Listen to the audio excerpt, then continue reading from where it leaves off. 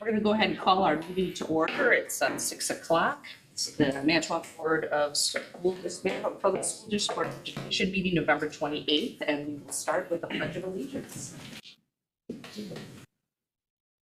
I pledge allegiance to the flag of the United States of America and to the republic for which it stands, one nation, under God, indivisible, with liberty and justice for all. Kim, will you please take roll? Christopher Abel. Here. Jim Hansen. Here. Matthew Phipps. Here. Stacy Selner. Here. Matthew Spalding. Here. Carrie Trask. Here. Tony Glastalka. Here. Thank you. And we have two items that are in our consent agenda. Are there any items that anyone would like to have removed? What does that mean, Stacy? It'd If be we're going to talk about them? correct if you wanted Oh, okay, to I'd like to have the personnel. moved off. Yep, Okay. I just have some questions. Okay, sure. Concerns. Yeah. Okay, and then, so we'll Ready? move the personnel report is the first item under the report of the superintendent. And then, the only thing on the consent agenda that would be the November 14th regular Board of Education minutes. So I would look for a motion and a second to approve. Second? First, Chris. Second by Matthew Phipps. Okay, all those in favor say aye. Aye. Any opposed? Okay, motion carries. And then, the first item then will be the personnel report. Carrie. Yeah, I just want to ask Mike. I mean, honestly, I know I'm a bit of a broken record, and I really want to tell you I appreciated you sending me answers to the questions I asked last week in email, dealing with why we lost 2 math teachers at Wilson. But one of the things that, is really been a drum I've beaten for a long time now is the attrition that we're suffering from in the Manitowoc Public School System. We've lost 208 teachers in the last year and a half. And in last spring, we lost every administrator in the system except for 3. So we obviously have some problem with, and don't tell me like they just took another job because, it was, they didn't have to drive as far. I mean, people just don't uproot themselves and move. But we have a principal. I mean, we have had a hard time filling some of these positions, but we have the principal of Monroe who just quit in the middle of the year. I want to get an understanding as to why that's the case. Why are we losing so many administrators? Why did this person leave kind of abruptly in the middle of the year? Maybe there are personnel issues that you can't talk about in public, but I think the board needs to know what the hell is happening here. I mean, it's kind of a real pattern, and to deny the pattern is just not to really do the job. So can you address that, at least as far as you can? So if you're asking me specifically for each individual, I'd have to go back and look over the situation, Carrie. But if you're asking me about the Monroe situation most recently, I would just have to say from my perspective and from talking with Alexandra, it just didn't turn out to be the fit that she thought it was going to be. And she had some opportunity to go back to Sheboygan, and she wanted to seize the opportunity. Well, currently, right now, the one administrator with the greatest amount of seniority is the principal of Lincoln High School, who's only been the principal for a little while, but had been an administrator in this system before. So I mean, isn't this a problem that we should look at, examine, talk about, think about? Well, I think it's important to, Mike is actively working on it. So are there certain updates that you're feeling like you want a list of things that they're doing, like reaching out to colleges or to, we've looked at our, the way we're paying people, we've looked at that structure. Or treating people, maybe. I mean, maybe treating people. Well, and we we have a survey that we've done that Mike's gonna look through and do Right. that, so. It's not altogether flattering either, so, we can't be a revolving door and do the stuff that we need to do. If you look at the climate right now with jobs and everything, especially with the principal at Monroe, she was a hire from Sheboygan, newly here, and they're probably struggling like we were, and they offered her something to come back, and now she's following that. I mean, before. Well, that's supposition. I Right, I wanna mean, know that's just things that what we're we having to deal with. know, what we know. What we know is we're all having a, fight to get them here. Every school district. Yeah, and then we do musical chairs on putting Bill Birchie back in Monroe and getting Keith Shaw to go to Washington. I mean, they're all good people, they really are, but, we're really kind of patching it up a lot. And then let me respond to that just a little bit here. And you might not like this answer at all, but I have Oh, to it doesn't say, matter what I we're- like. We're not the only school district that's patching things together. Right. I mean, it's happening all over the state. And we're, given the circumstances of the market out there, given the competition for all employees out there, we are more than fortunate to have the retired administrators we have doing the job that we have them doing right now. We're super fortunate. Because we've also posted these positions. I've looked at these positions every day to see if there's anybody new on there that we would be interested in. And it's just, You have to understand, Mike, I'm not, this isn't personal. I'm not criticizing you. I'm wondering about a situation that is becoming chronic and problematic. And yeah, it's happening all over, but I bet it's not happening as much as it is in Manitowoc. if you're asking me, Mike, can you put a finger on the why? That would be like a smoking gun? I don't have it. Okay. I don't have there is no such thing. The reasons are all over the place. And I can think of 5 hires that we had and just talking to them, they wanted a job in the district they were closest to, like Sheboygan, like Green Bay. They didn't get the job, so they took the job at Manitowoc. So then when somebody leaves, I just think, So there's no you're problem, is there? trying- There's no you're problem, trying Stacy? to- You're trying to speculate that our district is so horrible that people don't want to be here. Well, and I that might don't be an think- answer. That might be an answer, I don't- but we're not looking That's- for answers. But you don't have the data to suggest that. And the other thing Well, is, let's get the data. again, what solution are you offering?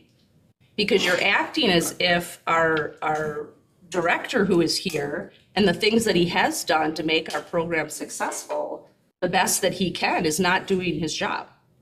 I didn't suggest that at all. I think Mike busts his ass, Yeah, every he day and does. has done miracles. It's like, done the fishes and the loaves for this system. But we keep hemorrhaging people leaving. And I think that, I do think that we have to be responsible on this. Well, I think it's a combination of factors. I mean, first is the environment, right, which we've all acknowledged is challenging, right? And that, this environment it's everywhere, right? So it's not just unique to Manitowoc. Like every district is struggling to fill vacancies, some more than others, and there's probably different reasons for that. And I think the other big thing is, let's address the elephant in the room, right? We're in the middle of a major culture transformation in our district. Okay. Not everyone's on board with it. Right. Change is hard, and some people, it may not be for them. And that's okay. We got to keep grinding though, right? And I applaud Mike and the team that we have that's been fighting through this, because I recognize how difficult it is. And I think we should. Yeah, I think we're lucky to have Mike, and this isn't about Mike. This is about the situation. And I Right. think that, it's happening everywhere. It's just a cop-out as far as I'm concerned. Well, it's the truth. It's happening in a lot of districts, and it's not What do we like, know is true? it's not like our district is the only district having this problem. And for you. Give me one example that you know about in fact. Well, there was an article recently, I think Green Bay had a bigger problem than we did, right? That's not too far. With administrators? it was with staff, I don't know, I mean, With administrators. We were losing administrators all over, you know. If, Do we do an exit survey for individual people when they leave? We do Yes. this other survey. yes. We do? Have we ever seen these? Yes. Yes, Can we see reasons why they're leaving? yeah, I absolutely. mean, I think that's important. It doesn't happen in every district. It happens in districts going through change. I agree with that, Tony. But as somebody who's worked for 38 years in a school, change happens a lot. It's how the change happens. It's because we all go through changes. Districts change all the time with new programs, new curriculums, new way of doing things. So it happens a lot. But you don't lose 200 plus people. We've lost a lot. Something maybe we could do to help Mike. I contacted our representative and our state senator and I said, could we put a 2-year pause on the retirement hours that people, 2 or 3 years just to give us a break? No response at all from the head of the Senate Yeah. because he's too busy doing other things. And even our representative, no response, but he was happy to report board people can now volunteer to be school bus drivers. Yeah. We need a pause by the state of Wisconsin on the limiting hours that a retired person can come back and work. If Keyshaw or Bill Bertie or Deb Knox want to come in, they're all good people. Yeah. I heard good things about Washington when Deb was there. It's nice to hear. But you've got special ed teachers that would come back and other teachers that would come back willing to work, but they can't because of the state of Wisconsin. So maybe the board needs to send a message to them. One guy isn't going to change anything. Maybe a school board and a couple school boards would change something. That's a good Maybe idea. we have to do practical things like that. You're very right, Biff, and I've contacted some representatives that we've had as well too, and I've gotten the same response as far as that goes, especially from the Senate. But you're right, I fully agree with everything you're saying. Okay, well, the last thing I'll say is, obviously, I'm in the real minority about being alarmed about this. No, we all And are. I'm stunned with, that. We're not, I mean, I wouldn't, I can only speak for myself. I'm not saying that I'm not alarmed. I just think that you keep, what I hear you saying is we're not doing enough. And I disagree with you. I think we have, I mean, there was one school that we have, they didn't lose one person at the whole school. That's amazing. You know, so I do think that we have, and again, I think the team that we put together, there are a lot of good things, but I think that there are gonna be people that find that they wanted something different and they weren't a good fit. You know, I think a lot, I mean, I can tell you a handful of people when I first got on the board left because of how they were treated by the students and the disciplinary problem and the amount of F words that were said to them and that, and they left teaching altogether. You know, so I think that there are other things, and I just don't believe that our district doesn't want to. We even added it as one of our pillars that we want to do that, and I think we're trying to do that. Do we always need to do better and try harder? Absolutely. Absolutely. Jim? I think this Oh, is, sorry, Matt. this is not a problem just by educational industry. This is everywhere in the country. And it's frankly because the best generation, the biggest generation is retiring every single day. And if what we're doing is the next generation coming up in education, that's how we're trying to fix it right now, because we have a big gap of people that don't have the same motivations as the boomers did. So that's how I equate it. We're in a crisis across the country that our workforce is depleted. So I understand your That's all point of view. generalization. Okay, stuff. well, And you can generalize it. It reflects you know, an accuracy, a truth, et cetera, et cetera. I want to know why they're quitting in Manitowoc. Yeah. You know, I just wanted to identify, you know, one of the things I think you're suggesting, you know, potentially is what are we doing differently here that might have caused people to leave? I only know that we shifted the focus to students. We were in a crisis and it required some immediate action to try to turn that around, which we did. We spent a whole year on this. We did restructuring. That created change. And whether or not that snowball, I don't know. What I do want to say though, is I think we have to be careful we don't send the wrong message to the people who are committed to this. Right. We had a conversation at the last board meeting preceding a presentation that I thought was very invigorating relative to seeing all this possibility with what we can do now with a new curriculum, and a significant amount of leadership there. And I think we have to be careful we don't send the wrong message to the people who are committed to this district and to our students to elevate this and bring this back to a What would be the wrong top-tier message? status. What wrong message are you afraid of sending? The wrong message is, you know, suggesting that we lost the talent and we don't have the talent now. I think we've got very capable people working and committed, seeing a whole lot of promise with our school district. And so there's a lot of optimism. And then I think that this smacks, you know, that in the face in terms of people who are committed and are working hard and seeing results already at that report out. I think we're sending mixed messages. You don't see a pattern here, then, right?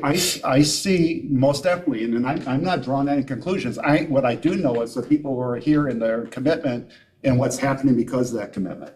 And it's a change in terms of that we haven't seen in a long time, and that's why we took this on. Chris? Yeah, thank you. Carrie, I have to believe that the majority of the board is very concerned about this. Anybody who's been in education for a while knows that losing teachers in the middle of the school year almost never happens. In fact, their contracts reflect the importance of their positions because there's a penalty if they don't complete out their contract. I don't know if we do a similar thing with administrators. I really don't know if we do that. But certainly that penalty is a message to people that when you sign this, we need you here for the whole year because we're planning on you being there. And I would just say to anybody who's looking at leaving or anybody who has recently left, who is paying attention to this board, contact us. Our emails are perfectly public. Send them to us. Let us know what your frustrations are so that maybe we have a way to address that. Because I don't think there's a member of this board who wouldn't want to address issues that we can address that come up repeatedly.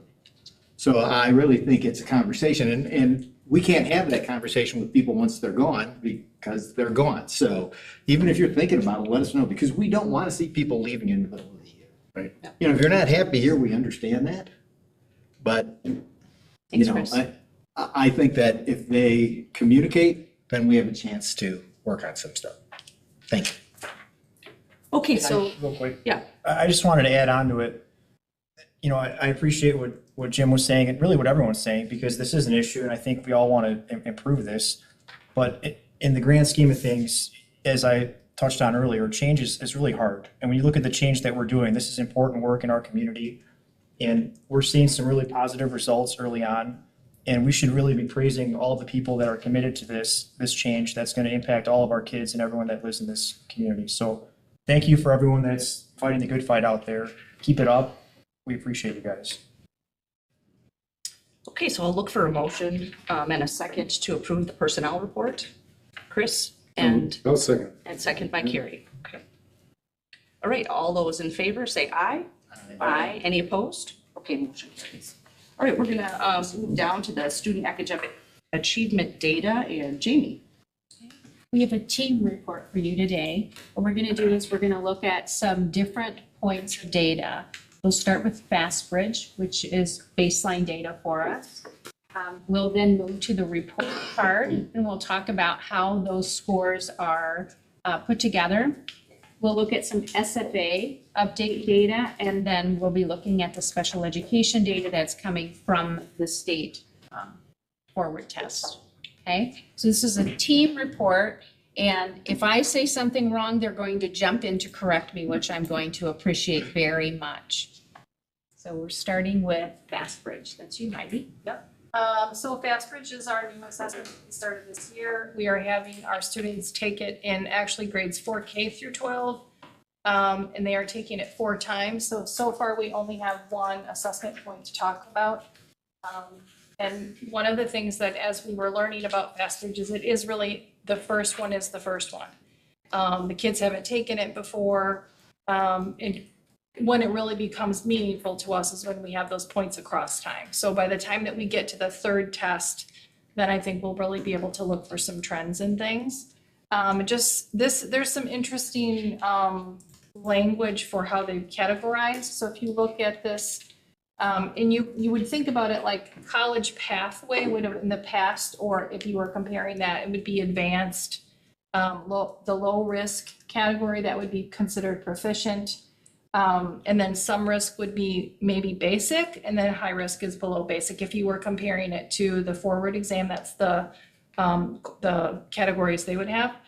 The black line across the middle shows you where is basically the line of proficiency. So anyone below the line is not proficient and above the line. So our K1 early reading scores show us that 60% of the students are at low risk, and we don't have anyone in the college pathway or that advanced category in this area or for this age group. Going down to grades 2 through 12 for reading, that changes to be 60% of the students that are below the expectation or below proficient. But here now we have this college pathway popping up. One of the things that when we had our quarterly meetings with principals and our SFA teams, one of the points of excitement that I think was a surprise for us that was brought up by a couple of the schools was that for the first time, it feels like we really have a plan for our advanced students and to be able to grow those advanced students with SFA as students are able to be put into a group with other kids instead of, in some ways, kind of being held back to that grade level expectation. So we hope to see our advanced category like even grow some more because of our SFA. Looking at math, we have 65% of our K1 students that are, again, we have that low risk category showing up, but not that advanced or college pathway showing up for math for K1. And then for 212, 54% of our students are below proficient in the testing at this time. Oh, sorry. Well, everybody's kind of looking at their computers still. So that is our Fastbridge data. It's going to be exciting to see, even just when we get that second assessment, to be able to see the changes that we might see. What times a year, Heidi, are they doing that? What, like when? I actually pulled that up in case somebody asked me that. They're going to take it again in January, like the second week in January, and then March, and then May. So one of the important things to note with Fastbridge is this is a nationally normed assessment, which means the comparison is to age groups within the nation. It's important to have that point of data. And it is just that, a point of data. Chris? Yeah, I just want to know this line, which obviously represents a cut score, is that cut score based upon when they took it? Like they took it at the end of the first quarter, so is that a first quarter grade level cut? Okay, This isn't a comparison to end of year expectations. It's the expectations right now. Yeah. thank you. Yep.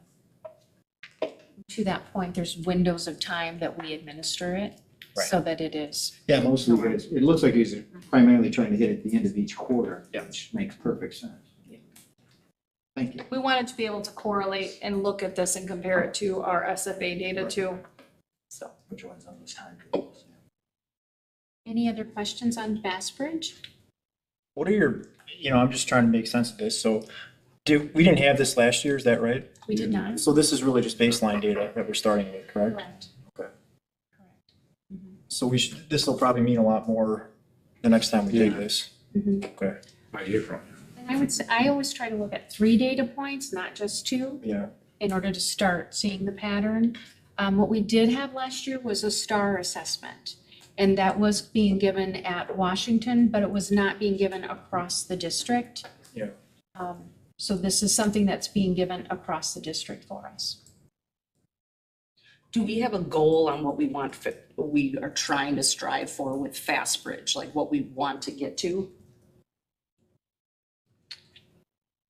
Our buildings have set goals for improvement that are based off of multiple data points, whether they're looking at forward or whether they're looking at FastBridge. Okay, I would say in general, people would be, obviously we want everyone to be successful, but we're trying to set realistic goals. And so 15% is the improvement that we're looking for over the course of the year with SFA. So I feel like it'd be reasonable to say if we gained 15% of our students, moved into that proficient category, that would have such a big impact on our forward scores and everything, so. The growth, 5% forward. So the next time we'll have data to see how we're doing here is gonna be April, is that right? January, okay. So January and then again in April, right? Okay. Was there anything surprising to you guys in this baseline data, or was this about what we thought it would be? You know, the one thing though that I would point out that our principals also shared was that at the very beginning, like the K2, we don't see the exceptional learners there. And that may be a function of the test. You know, because I can't believe out of the entire population, there aren't students who excel. So I think that will be just something for us to watch. And then Another point to that I've been thinking about is the 4K kindergarten first and some of second, but mostly just K and 1 is given side by side. So the 2 through 12 is all on the computer. Well, the second graders get a word test that the teachers do. So that is a significant difference, a side-by-side assessment versus the computer. So I wonder if we'll see that change when they've given it a second time, because the first time you're giving an assessment, there's a whole protocol to follow. And so I think that could be a part of this. again, a data point. Now we're going to move on to the report card, which is based off of the forward score. This is the state assessment. So again, it is a point in time. Typically, when you're looking at a state assessment, it really is a measure of your curriculum. So you watch trend lines to see, are we trending along with the state? Are we exceeding the state? Are we below the state? That's the real purpose, I think, of a state assessment. And it's also something that you use at a building level to see if curriculum is being implemented. If part of your district looks really good and another building or two doesn't, that's when you can just start asking questions. But know that your assessments and your data doesn't give you an answer. It just provides a springboard for more questions, right? So this is a year that we came up with meets few expectations. Know that when we look at the forward score and the report card is an average of scores over 3 years' time, okay? So some of the scores that you're looking at that came in with the meets few expectations is actually from 3 years ago.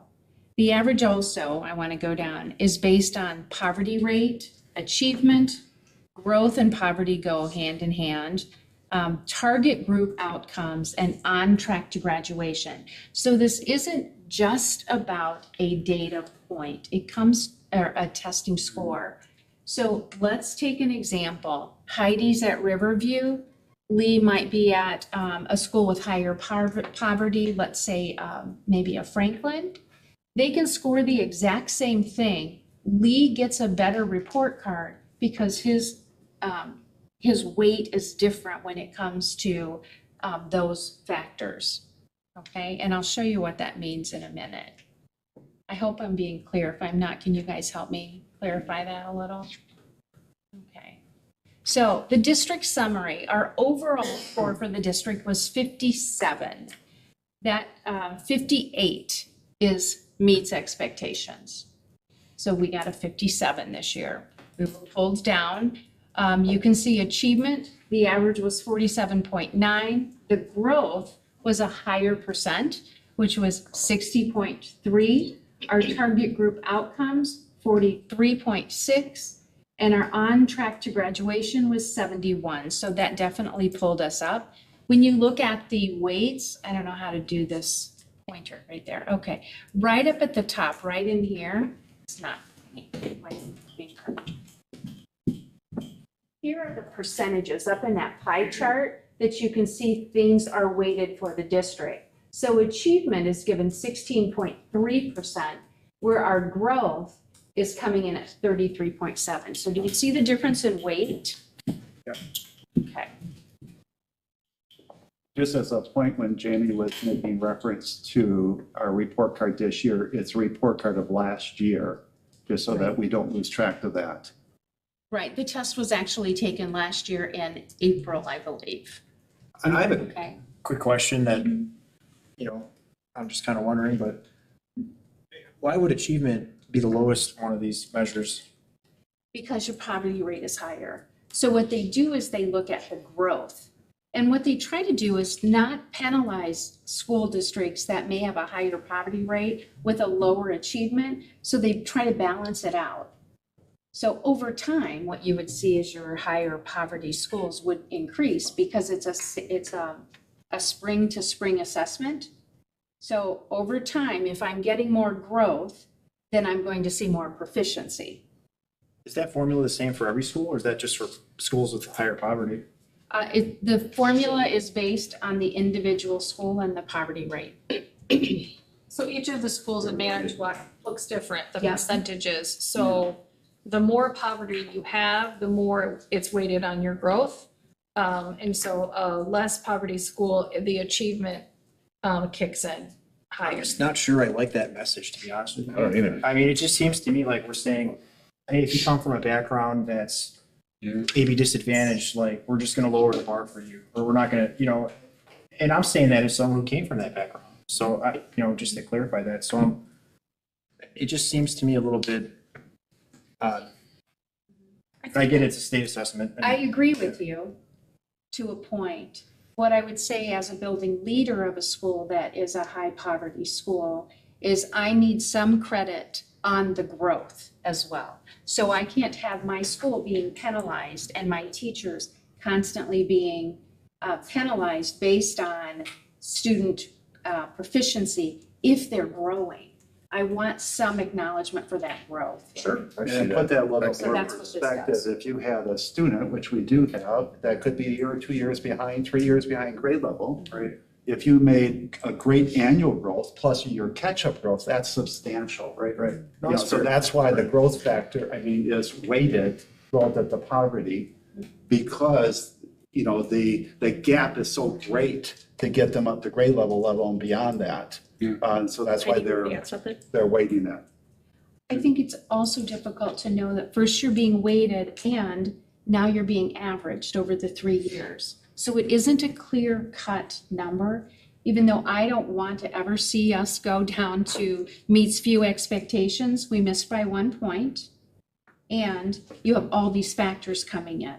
So knowing that, I'm also going to look for what is the achievement score so that I can look at trend line over time. One other, Okay, go ahead. yeah, I have one other quick question. I don't know if you're gonna cover this or not. Are you gonna go into the individual No. building scores at all? Yeah, that's what I, But I did send them to you. Yeah. yeah. Can I talk about that? Yeah. One of the things that caught my attention, and I haven't really done a deep dive in it yet, but I noticed that this was the first year that we had counted McKinley scores in our overall average. And which, I know we weren't doing that before, and then looking at the scores briefly, they also had the lowest score out of any building that we had. So I'm curious how that impacted our score this year. I don't know how the district formula works, but I'd just be curious if we could see that. The same way it was measured last year. I just out of curiosity. Yeah, I guess I didn't realize it was never counted before. No, it was the year before it wasn't, so that Okay. that has an impact. Yeah. On another school or two could have had an impact, so it's all the students are counted district-wide. The state has certain qualifying criteria for it to be eligible to be counted, and it wasn't eligible to be counted before, either by numbers or whatever. I understand, and I'm just more than anything, I just want to understand how the compares. how we did compare to last year, knowing that they're kind of measuring it differently now, right? They're including McKinley and before it wasn't a part of it, so I think that's something that, I think that's a very reasonable request. Yep. I have two questions. One question, it's a little bit off of Tony. In looking at the individual schools, I don't see anything for Jefferson. And I'd like to know, what your thought is that, Jefferson, I mean, ever since I've been in town, it's been like highest rate of free and reduced lunches, largest number of immigrant kids, et cetera, et cetera. I would expect it to be,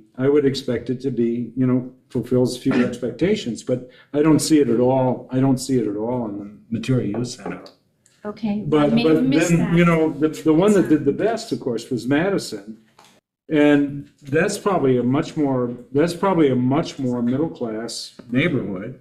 I mean, the stuff I've read indicates that, poverty is like just the nail in the coffin.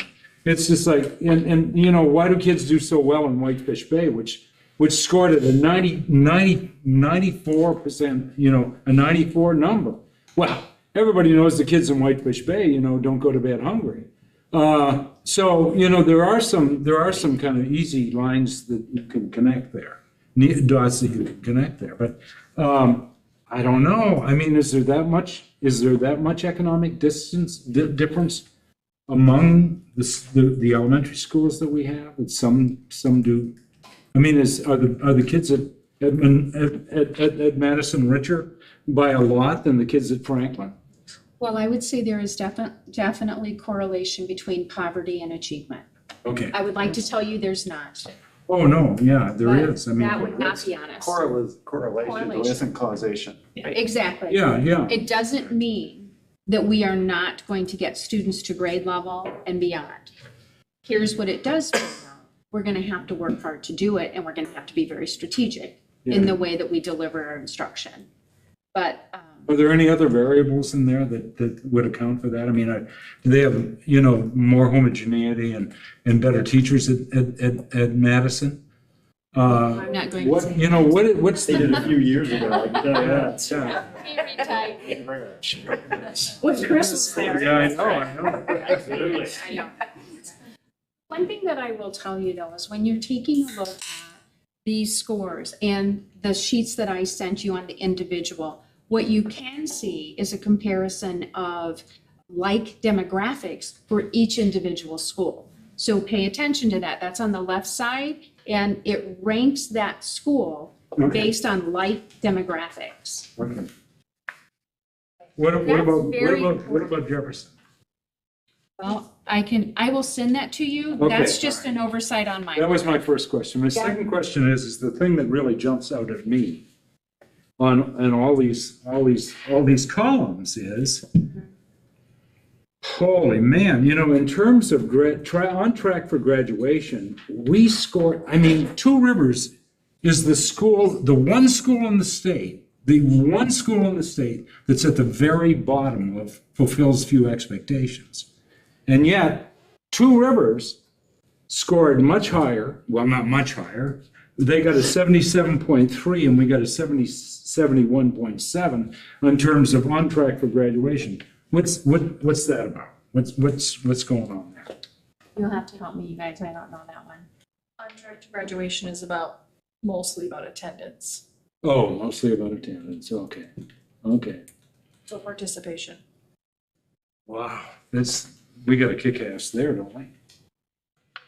And it's funny that you bring that up because that was a conversation I had with the high school principal yesterday. It is an issue for them. Attendance, Wow. tardies, and That's it's just something a that their boom, group, isn't it? Yeah. something that their group is working very hard to try to resolve, but it is on the top of their minds for Okay. issues. You look at Keelan and they're 92.8 compared to us. And, talk about a lot of change in the school system, but nevertheless. Wasn't there one elementary school that had a super high attendance rate as one of their wins? Right now, are you talking about our recent report out? Yes. Yes, what we're seeing right now is a significant increase in a positive attendance at all of our elementary schools based on solutions teams work and attendance teams work. And to Jamie's point, I think it's the intentionality and focusing on those attendance systems and putting those in place, because increasing attendance is an easy win for districts on a Wow, yeah, report that's card right, score. yeah. So really focusing on that helps improve scores. And kids can't learn if they're not at school, so. In fact, So I just wanted to highlight that. and I don't believe there was one that reported out in their quarterly report that it was comparably worse than what it was last year. Right. They were better, and most of them hit their goals that they were looking for on attendance, Yeah. which should reflect, when it's goofy, they count this, it's chronically absent is what they use, and it's a federal definition. And so if you miss 10% of your school days of the school year, you're labeled as chronically absentee. So that's the number that you're looking at on some of this is what number of our kids are considered chronically absent, which means they're missing 10%. You talk 10% out of 175 days, it tells you they're missing kind of a lot of school. So that's a point of emphasis that we're working on at all levels. But, it's like you grow kids into a culture of learning, you will see better results in engagement at the middle and high levels. I think it's good to see, it's a good thing for us to see those increases at the elementary level at the start of this. How did we compare? I guess I could look it up, but So comparatively from last year, when these scores are out, we're already doing better in that. As they were comparing their attendance rates to quarter one of last year for quarter one of this year, they were better. You're better, okay. Which to me is, I don't think it's outlandish that 10%, that's I would definitely be alarmed at somebody calling, and a regular day-to-day job, which is what we're trying to prepare them for. You're talking about if you work Monday through Friday, 10 days, you're calling in every other week. I would fire you. That's just my, you know what I mean? And We're I trying to think teach there them are to do students better. that have, some issues or health concerns that would have them out. But our teams Understandable. now are really taking a good look at that and trying to partner with the families to say, what can we do to help you? Which I think is a better message than, here's the nasty gram we're trying to send you. right. I have a third question. Does anybody know where the Milwaukee Public Schools came in? Honestly, I mean, that has got to be like, if we're in that category, it's like. We're ahead of Two Rivers, aren't we? Yeah. Two Rivers is really low. I mean, they made what was it, a 0.3 increase this year in their score. We'll keep So they going. went up, but we went down. We'll keep going, but I'll look on the website for more. Normalize the data, Oh, okay. looking at McKinley, that might change. Okay, Jamie, Okay, so I'm gonna move us on. Oh, yeah, it might, yeah. To the trend line that I was talking about before. This is only achievement. So I'm not using the report card weighting system here. This is only for student achievement, academic. So when you look at this, and when I look at it, what I see is this is forward ELA data, so third grade through 10th or 11th grade. You can see that the trend line, we've followed the state to a certain point, but we haven't rebounded yet. And so you're really not looking at much of a difference when you look at 2021, we had 28% proficiency, and in 22-23, we're at 28.2. That's just not even, it could be someone didn't take the test right or something. So it's just insignificant. Where when you take a look at the state, you're looking at the 33.7, that's increasing to 39%. That is significant, but we didn't make that same growth. So one of the things that I want to applaud the district for is we looked at that last year and we made a change in curriculum. And remember when I said the state is what you're going to be looking at, the state numbers, to address curriculum issues. So ELA has now been addressed. We should start seeing, and I'm pretty confident we will, we are going to see a closing of the gap. What I'd love to tell you is that we're going to surpass the state. I don't know that that's gonna be true in the first year, but we certainly are going to be closing that gap. Okay, now I'm gonna go to the next one, which is the math. When you take a look at the forward math, we have a very similar pattern here where we are mimicking the state, which is what we would want to do, but we would also like to close that gap. We have, as a district, spent some significant resources on math. We're gonna have to be pretty intentional to increase our outcomes there because the curriculum is in place. The teachers have had significant professional development. We'd like to start seeing some of those results. Even though they're going up, we want to see that closing of the gap with the state. Okay? How do we feel about that going forward? I think we need to watch it one more year. And if it doesn't close, then we're really going to have to analyze. And we'll probably start that analyzing now with our math curriculum to see where are the gaps? What is it that we're missing? And I don't know if they allow us to have a look at the actual assessment to see which questions we missed, but there might be a gap in our curriculum somewhere that we might have to supplement with. So in looking at this That makes data, correct me if I'm wrong, but it looks like back in 2017 and for a few years beyond, both English and math were going down, is that right? Yeah. Yeah, And that was before COVID, right? correct. But they were also going down with the state, State. Tony. Right. So the thing is, we can't just look at our own line. We have to look at Right, what right, is the state doing at the same time. Because people will say, oh, that's because it was COVID, right? And it is. However, if the state goes down at the same rate, because everyone suffered that. So that's what I look for is the difference between that state line and ours. What we want to do is close the gap and surpass the state. But there's been a bounce back by most of the rest of the state. Yes. Not, not a tsunami or anything, but there's been a bounce back. To some degree, yes. Yeah. Yeah. Sometimes that drop is also caused by the state assessing differently. True. And many times scores dropped, and I think I shared that with you in an email. Reading scores dropped because they went to a different assessment that assessed other things that were being taught because schools, the state decides to assess differently, but they don't give a heads up to school districts to change curriculum and teach what's going to be measured on that instrument. So if the whole state went down, my assumption is they made some change which caused scores across Wisconsin to go down. Which is again why you look at both. Is there any element of that we know of in these years? That I don't know. This, Do you know if the assessment was changed 2 years ago, 3 years ago? states also can lower their assessments to make themselves not look that bad to other states too. I mean, that was part of the problem, a national problem in terms of wanting to look competitive with other states for attracting businesses and families. They wanted their scores to look good, so. Which is again then why you would use the nationally normed assessment, because you want that big picture for your kids.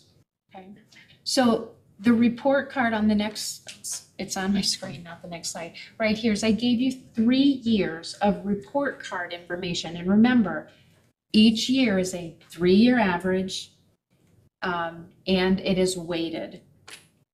So this tells you 2023 is the year that is furthest to the left, and then you are going over to the right.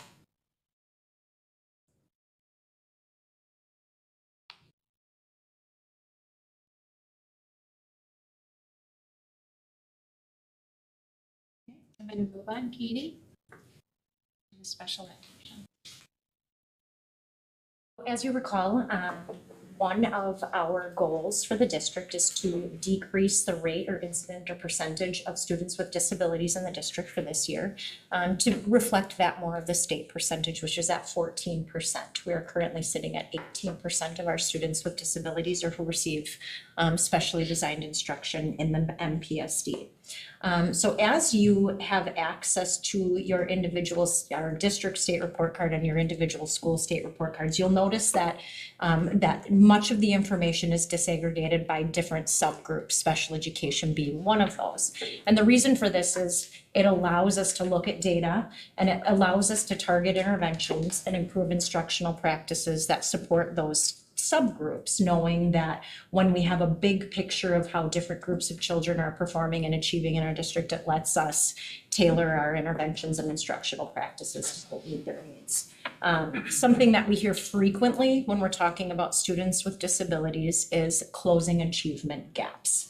So when we're looking at achievement and growth for students with disabilities, the goal is that our students with disabilities are growing to be more proficient. Now, they have a disability as based on an evaluation and standardized test assessments and all of those things. So when we think about the growth versus achievement, growth is a huge factor for our students with disabilities because some of them, based on their intellectual functioning or the nature of their disability, may never have the ability to achieve at a grade level standard.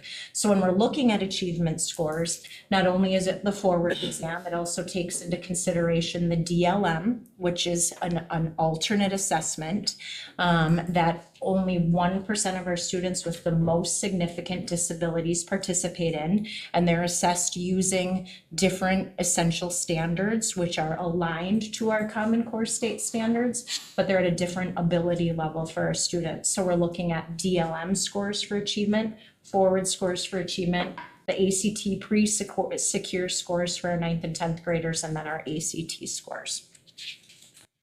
One little point before we flip to the next page on your screen, and just so you know, these tables that I have included are very small. You're probably not going to be able to read them. I pulled out the special ed numbers, and I know you have access to the other graphs. So just so you know, you're probably not going to be able to see these. But pardon? Oh, yep, I was going to get there. So the last bullet is when we are looking at achievement scores, there's two keys on this next slide, and it's important to note that a below basic score earns 0 points for our students.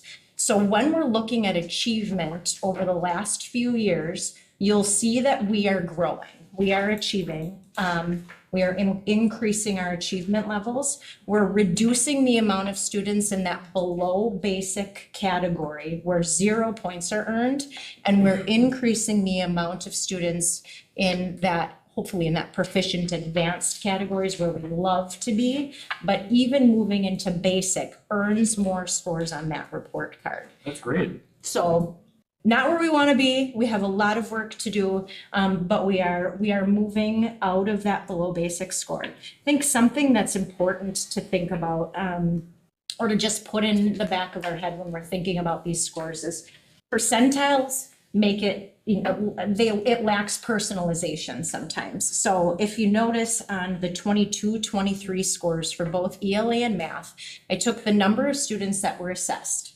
So 511 students were assessed in ELA. We had 66.3% of our students with disabilities were below basic. That's 337 students out of that 511. I think it's important to quantify and humanize those percentiles into numbers of kids. And when we're evaluating this achievement data, as a special education team, we think about those students who we know are our high achievers and who we know are our lowest achievers, and it allows us the ability to target what we're going to do to support those kids and how we're going to support growth. Another key on here, and I think Jamie spoke to this briefly, was that each year of our report card of our 3 years is weighted a little bit differently. So the most farthest away year of the 3-year cycle is weighted at a 0.5% or 0.5%. We have a 1.0 weight and then a 1.5 weight for our most current year. So our most current year on the report card it gets a little bit higher weight. So when we're talking about our students with disabilities, the fact that we are improving in this achievement rate and that's weighted a little higher is good for us on our district report card. But like I said, we have lots of room for growth.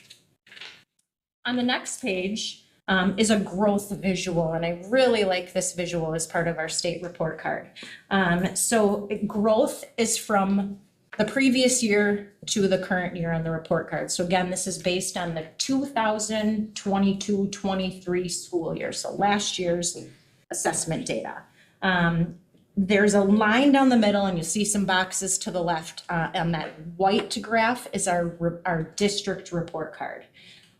Growth is based on a 3 or 6-point scale, with a 3 being average. So average growth or above would have boxes that are filled in solid blue to the left of that line down the center. So below average growth is listed in those white boxes to the right. So pulling out the special ed specific data, you'll see that our students with disabilities scored a 2.8 on that growth scale, so less than average growth.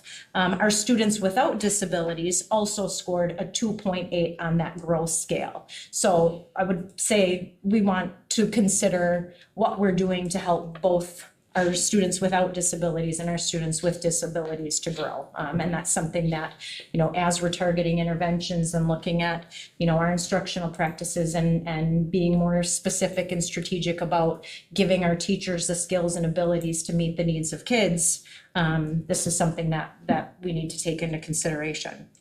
And then in regard to math, our students with disabilities are growing at a score of a 2.9, or earned a score of a 2.9, where students without disabilities earned a score of a 2.5. So slightly outperforming or outgrowing their non-disabled peers in the area of math. I gave an example of Wilson Middle School's growth score in that darker image in the middle. So again, you can see where there are certain subgroups who are achieving at that above average rate, growing at that above average range, which is where the dark blue boxes fill in. This Wilson is an example of a school where our students with disabilities are achieving above average growth in both ELA and math, where their non-disabled peers were not. So that is when we're thinking about closing achievement gaps, when our students with disabilities are growing at least the same rate or higher of their non-disabled peers, that's how we close some of those gaps. So that was a celebration in regard to some growth for students with disabilities. That also allows us to be able to look at maybe what Wilson is doing for their students with disabilities and collaborate around some instructional practices that may help the rest of our district find some success. On my last slide, just wanted to draw your attention to some others. Again, our on track to graduation score is lagged a year. So you're looking at 21-22 data, not even last school year's data. So it gives us a good metric, but I pulled last year's attendance rate, which we were at an 88.3% attendance rate for students with disabilities last school year. The 21-22 school year was at an 85.6% attendance rate. And you can see the state numbers in the parentheses. So making some small improvements, but attendance is definitely something that we need to focus on, is some intentional efforts on for students with disabilities in our school district. If students are not attending, they don't have access to interventions and supports that they need in order to help close some of those achievement gaps. We also had, we have a 56.8% four-year graduation rate on this year's report card for students with disabilities. That doesn't seem super accurate to me, and that's a number that's incredibly concerning to me. Not only do students with disabilities have access to specially designed instruction that should help them find some success, that's an incredibly low number for one of our subgroups, at one of the lowest numbers of our subgroups for graduation rate. Something that we're looking into is if we're accurately reporting our students who are going on to 18 to 21-year-old programming. There may be a clerical error in how we are reporting completion versus graduation, which will impact our four-year graduation rate. So we're looking into that because clean data and having accurate reporting systems is incredibly critically important.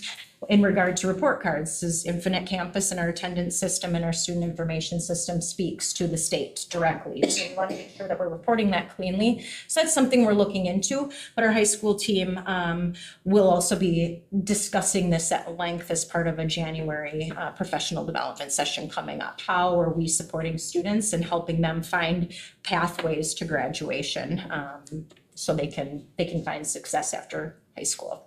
Beth? Katie, do you break down the data by disability at all? ID, LD, EBD? Yep, we did do that, and that's what our teams will be looking specifically at during January PD. So our LD district-wide team will be looking at students more with learning disabilities, academic needs. The state breaks down emotional behavioral disabilities, other health impairments, autism, SLD, which there aren't so many traditional SLD kids anymore, but yeah, so it does disaggregate that data as well. It allows us to really dig in. In WiseDash, we can even drill down to names of students, which is incredibly helpful when we're thinking about developing intervention systems. Some celebrations are that our students with disabilities have an 18.5% participation rate in dual enrollment courses. So that's college and college courses while they're in high school. The state's at about a 12.5%. So we have really great opportunities for our students who are not necessarily on a college-bound pathway, which is awesome. We have 6.0% participation rate in some industry recognized credentials, which is like some HealthOx certification, Adobe certification, those kinds of things, versus a 2% state rate. And then our students with disabilities are participating in work-based learning, 8.6% of them, of our total population that's in work-based learning opportunities, versus where the state is at. So those are some celebrations. Like I said, we have lots of work to do. We definitely have some plans to address where we're at in regard to our state report card data. So we're going to continue to have a systematic ongoing review of student data that will help us inform our specially designed instructional practices, which allow us to target interventions. One thing that we need to continue to address is that some of our students that are not at grade level and participating in Success for All at a lower level than grade level might be having some of their IEP needs met as part of that general curriculum now. So then our teams and our special education teachers need to look at the next skill then. How do we provide some specially designed instruction as part of the IEP that addresses more grade level skills that allow students to access grade level curriculum, so that we don't keep having a gap, that we keep working toward the next skill and the next thing that will help students be able to more independently and successfully access that grade level curriculum, since they may not be getting it in ELA right now. They're getting the skills they need as part of SFA, but they're not necessarily all at grade level getting those skills. So we'll have to see, where those scores come back on the forward exam, but we may not see major leaps in forward exam achievement for some of our students with disabilities until we can keep growing proficiency toward that grade level. So just kind of to keep that in the back of your minds. We also have purchased some training and intervention materials. So we purchased a intervention resource called Spire, which is a great companion tool to SFA. So our students with disabilities that need a little something else because they have a disability and they need that specially designed instruction as part of their IEP will have access to this Aspire resource. We've allocated and we'll have ongoing professional development, so our teachers have a tool and a resource to use for kids. We also have a behavior intervention tool called the SSIS. SEL, which is an assessment, and then it works on social emotional behavioral strategies to support students. Again, if they have the success to function at high levels in the classroom, then they have greater access to instruction that's happening in those classrooms. We have attendance goals that right now at the elementary and middle school levels are being supported by solutions teams. We're seeing some progress there. Our high school special education team, again, will be looking at that grad rate and thinking about what we can do specifically to target that group of students. We will continue to have opportunities for buildings to collaborate as district-wide teams. Like I said, our LD team will come together and look at data and support one another, our PD team. So we have consistent practices throughout the district. And then also opportunities to team with their general education colleagues. It's important for our teachers to know what's going on and have access to the general education curriculum so they can team up.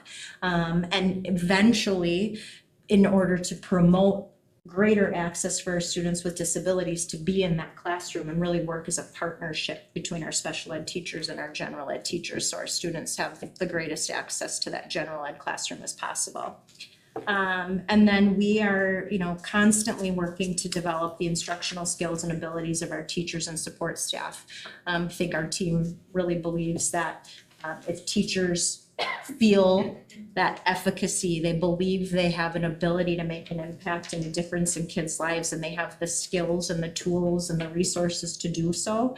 Our goal is that they stay in our district because they're feeling supported and they're feeling like they know what they need to do to make a difference for kids, because I really believe that our teachers are coming in every day really wanting to make a difference for kids and working really hard. So though this is not the prettiest data, it's a place to start, and it gives us some areas to focus our attention and effort. And we do have some things to celebrate district-wide in regard to special education. So, questions?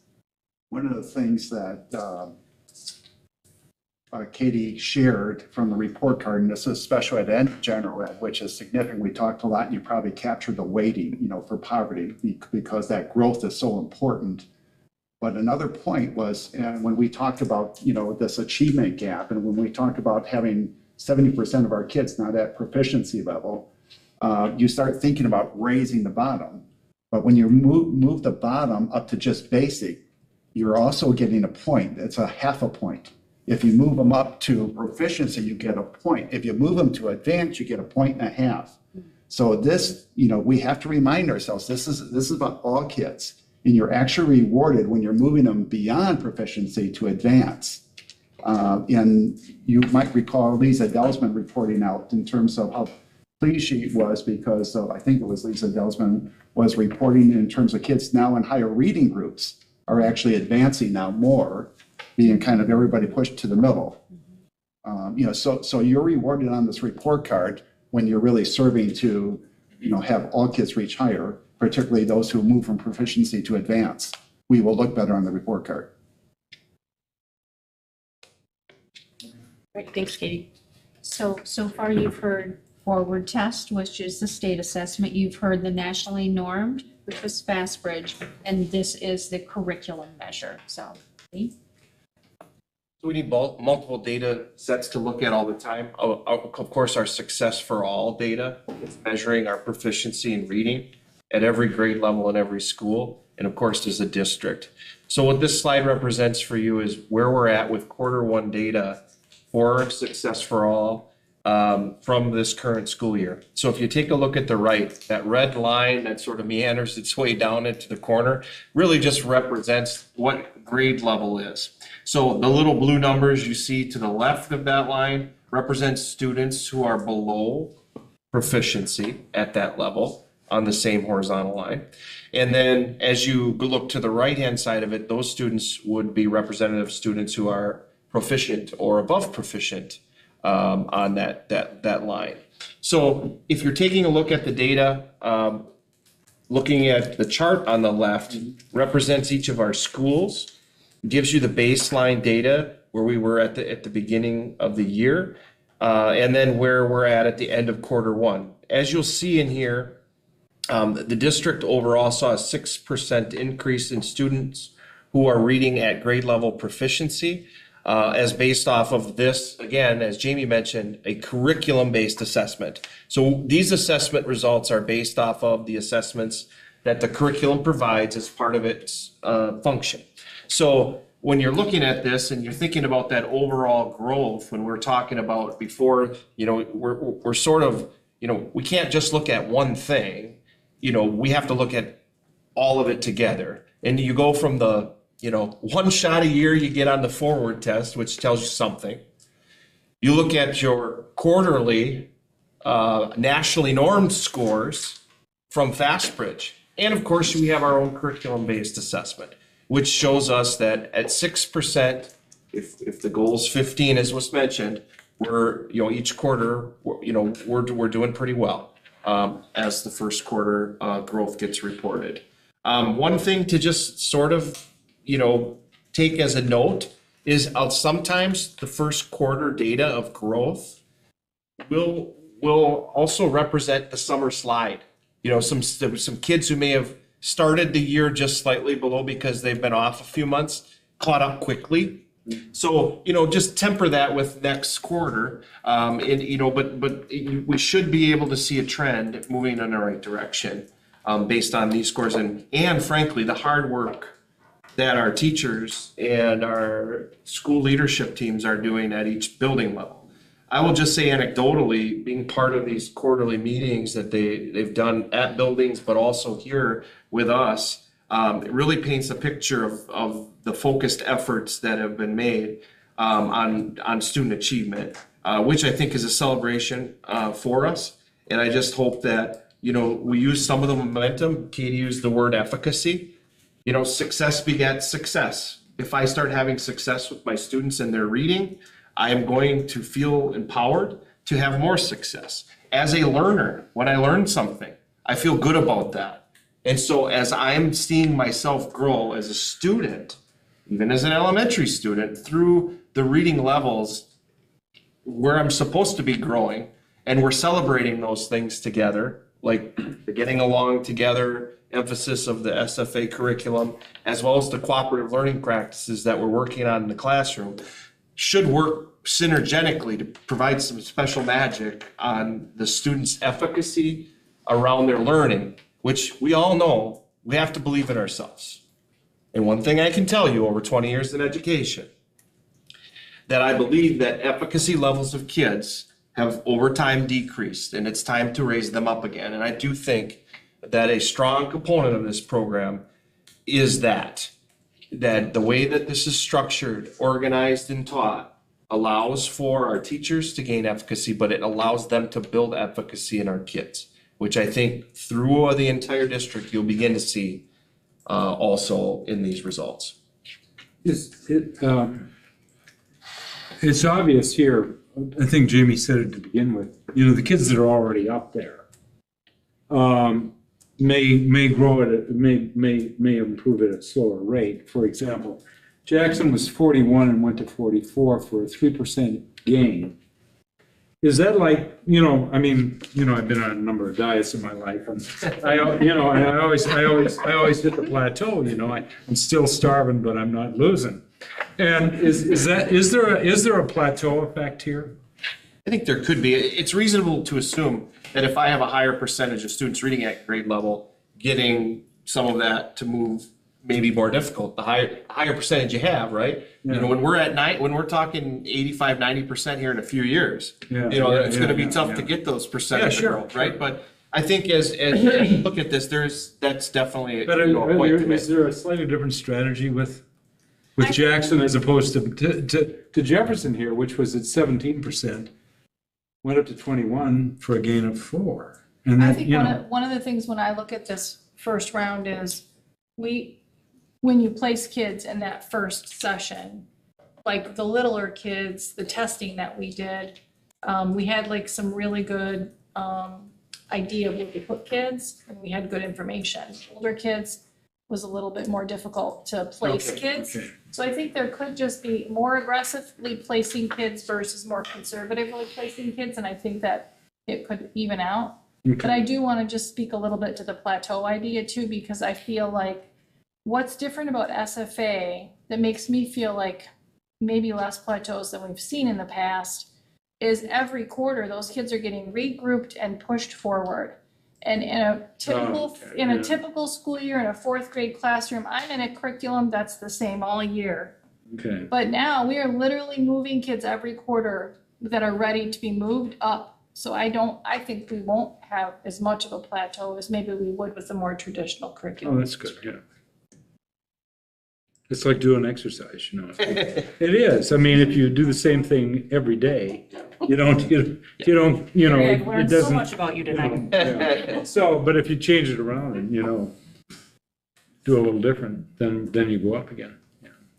So when will we see this program tested against the state norms? And I ask that because one of the groups that came back, and I had to go check my notes at home, was from Kansas. And there was a concern that the test scores didn't increase on the state test in Kansas. Yeah. So, this is great that we have this increase, but is it just, if it's just measured within the program and it's not measured within? Right. That's why we're using multiple measurements, and we want to be able to continue to do that, not only on on the FastBridge, which we can do concurrently, which is nice because we're taking that snapshot at the same time we're taking the snapshot with the SFA groups and regrouping. So that's pretty consistent. So there's two that are side by side, and then your yearly one is where you're gonna have to look for trends, hopefully in the positive direction. But yes, that litmus test won't occur until the spring. We're gonna need to do some correlating of scores, FastBridge Forward, SFA, and just see kind of where kids are falling based on proficiency scores for each of those. What's important to understand between those three assessments, the FastBridge and the SFA, another terms that are used are formative or interim assessments. And it's critical versus the state test is a summative. It's a snapshot at the end of the year. And in terms of what helps you improve, it's those first two assessments, the SFA, which we did not have, and the FastBridge, which we did not have. We had the one, but we were only using at one school. And so data informs instruction. And so the whole intent here is to be able to look in terms of what we're having so that you can make an analysis and adjust instruction along the way. The summative is referred to as doing an autopsy. You can't save that body. That body is moved. That's how the public will see us. But for developmental purposes, in terms of our growth, we'll be adjusting our practice throughout based on whether or not we're seeing effectiveness immediately. But if we're telling the public we're failing because only 30% of our kids are reading at grade level, and that's based on a state assessment, I want to be able to say we went up to 40, 50, 60, 70%. And that's why I want to see the correlation between SFA and the state test, because we've told them we're in crisis because we're at 30%. Well, that number has to change, and that has to change from this program. Right. So all of that other stuff that educators think about doesn't mean anything when we've told the public we're at 30%, we're in crisis. We have to change that number. And hopefully this program does it. And one of the things, both between FastBridge and SFA, in these formative assessments, is the more aligned it is with the state test, the more likely it is, because you could just be teaching things out of sequence in terms of the wrong year, so there are issues. And so the tighter that is, SFA used to have their own formative assessment. They dropped it because they couldn't keep up with all the states varying there, so they had to refer to more like a FastBridge, or trusting that we'll pick one that is more closely aligned because you're then likely to get the results you're looking for. Well, and the closer that we can find the alignment tool, then the more we'll be able to predict what our outcome will be for the state assessment. Is there an SFA, is there a data sheet like this also for math? Do we do any internal data to look at grade level for math? We have, they're not necessarily grade level, but there are 9 units in most of the Bridges math. And it's hard though, because each unit represents different skill sets. Mm-hmm. So it isn't necessarily grade level. Sure. It would be, like numeracy and how am I doing in numeracy? And then it moves like to geometry, and the two are very different skill sets. So it just would be, since the report card looks so focused on those two main areas, it would be nice if we could look at some internal data as well, like SFA for math. so we can look at those three. I don't know if there's anything like that we. Let us give some thought to that, because maybe we could do a year over year with the bridges. Okay. Do we have a group or a team collaborating to try to improve the actual implementation of all these assessments? Just so that we're always trying to make sure that we're not stressing the kids out or the educators too much, that we can improve the actual implementation of these assessments. Because it sounds like to me, we've had less assessments, now we're having more, that we can have more data, but at the same time, I don't want to have test fatigue. And I want to make sure we continue to have it successful so that we're not going to fall off. So we do have a group. Our SFA facilitators at each level meet weekly. Our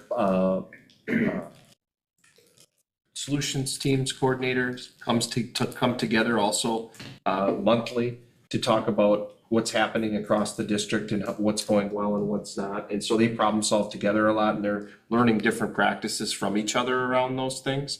But in terms of like test fatigue or things like that, I don't know that we would be able to tell that yet at this point, because we've only taken, remember the SFA assessments are curriculum-based assessments. So that's no different than, me giving you an AP government test. That's the curriculum-based assessment. So the kids and the staff are used to curriculum-based assessments. A change will be, the FastBridge is gonna be given 4 times this year. Correct, that's what I'm trying to talk about. The Oh, the synergy of all- FastBridge, of okay. all, no, because to have the conversation just in an SFA compartment of those meetings, great. However, we need to now implement the FastBridge on top of that. So I want to make sure that we're kind of doing it all together, that we're making a plan and strategy to implement all those assessments throughout the year, that we don't just, you understand my question? Yeah, I do. That's what I'm trying to. Well, and we did a FastBridge training, train the trainers, so to speak, so that the reading teachers from each elementary school, because the side-by-side assessments were probably the most arduous, where you have to actually sit next to every child in kindergarten, first and second. The other testing is really, the teachers and the kids have their Chromebooks out and they're done in less than 30 minutes. The tests aren't long. So I think that they are being done the same, and we've been working hard to make sure of that. And we offered a lot of support for the training of how to give that K-1 assessment by using people in our buildings to do that. So I think so far so good. As long as they're being planned to cohesively work together. Yeah. That's what I'm more concerned. They're all about. using the same window, for example. They're all Yeah. using the same methodologies to give the assessments. So Matt, I think to your question, the answer is yes, we would like to spread them out so there's not testing fatigue. However, the window of time dictates so that we can get in on the norming. Yeah, I understand. I'm just concerned that, if I had to take a test or not just a test, 3 tests that are, you just kind of get wore out as a student, but sometimes they're fun. So that's why I just wanted to know we had a strategies team to make them fun and interactive so that they presented in a great manner so kids don't get burned out by going on their Chromebooks to do 12 tests for each quarter at the end of each, because they know when the tests are going to come. It's going to be after the curriculum is presented. So I just want to make sure that we're thinking about that as well. Do we have any insights at this point how the internal SFA assessments would sync with the state assessments? I know there's been some talk about Kansas. Yeah, I know Kansas City, they brought up how they weren't seeing it, but in light of what we talked about earlier, I don't know if they're measuring the same way we are, right? So we're weighting growth heavily, right, in our district, and I would think that just what I'm seeing here is growth, right? So we're showing kids that are, which is great. This is awesome, right? So great job to everyone involved in this, getting these results. But I'm just trying to understand if we have any insights on that yet, or if we just won't know until, if we keep growing every quarter, is it reasonable to expect that once that state assessment comes, we're going to see growth there too in the score? Is that a fair assumption on our part? Yeah, I would also say, Tony, if you recall some of the presentations, you've heard some of the teachers, or some of the SFA facilitators or principals highlighting things that they've seen that they haven't seen before with what kids are doing.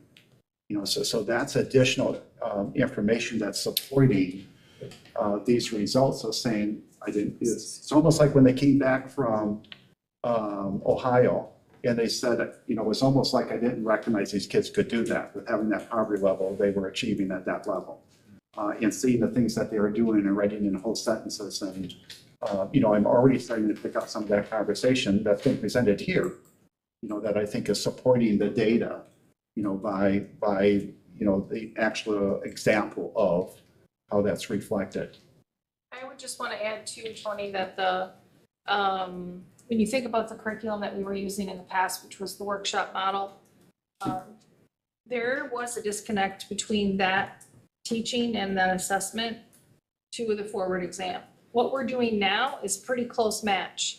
So the kinds of work the kids are doing, the tests that they're taking, and actually even the FastBridge assessment, the way that that FastBridge assessment is giving and the kind of questions the kids are answering is a really good match to the forward exam.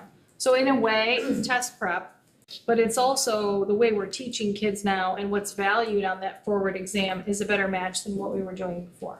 Sure.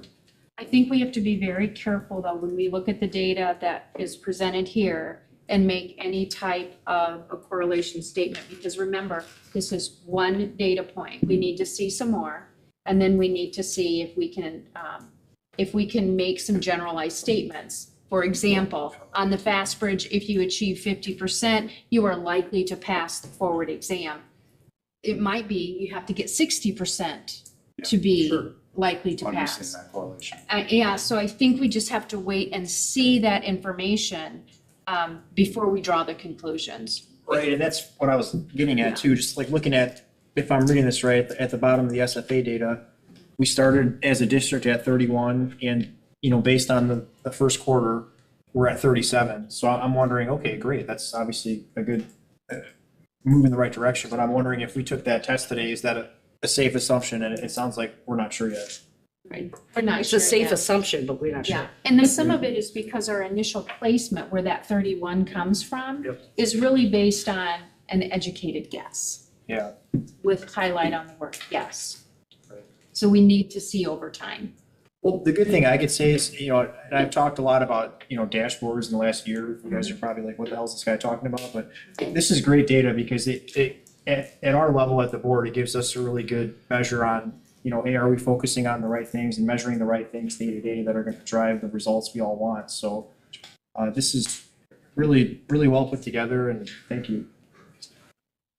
Jamie, Stacy kind of hinted towards it. Are you kind of, and you did too, kind of about the math side of it? Are you thinking maybe to try to in-house, maybe somehow build a scaffolding to kind of replicate the SFA assessment on the math side? I know that's a lofty I have idea to already, give but. some thought to, there are 9 different units. And so in math, like I'm terrible at geometry, terrible. I have no spatial relation, terrible.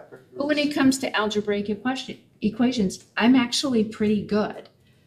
So to say that I'm at grade level, I might be at grade level in algebra, but I'm definitely not in geometry. I have to try to think through, how would I make that accurate? We'd have to hold them to their own units, accountable for Right, that. so it might be Yeah, 9 geometry. separate units and year-to-year assessments, watching students go from 2nd to 3rd grade. Like, I have to think through that a little bit more. I just think that's amazing. Yeah. to even ponder that, to be able to have data that we can. I don't know. Well, how does the DPI do it? I think How does the state do it? Let's ask that question.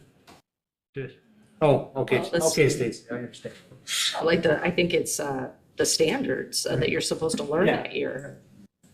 I just wish we got more up-to-date info. Every time we take a test, the state takes forever to get the information back. We can do our assessments and get this ongoing, and that's great. But like right now, all the changes that we're making, all the progress with that we are making, when we do take that assessment in the spring, we're not gonna get that information until this time next year. Right. Well, just in recognition of that, just think of what they're doing now. They're saying the state's in the crisis with Act 20, with literacy. Yeah. And now school districts have 2 to 3 years to solve that issue by putting in the curriculum. Right, we are ahead of the game though. Right. Right, so. And once we can correlate the assessments to the state assessments, then it will be to our advantage, Right. because we'll be able to predict. Agree. We'll be able to predict, but we won't actually see it until. Right. Thank you very much. Okay, yes, thank you all for the excellent information. Appreciate it. District activity update, Jim, anything? Sure.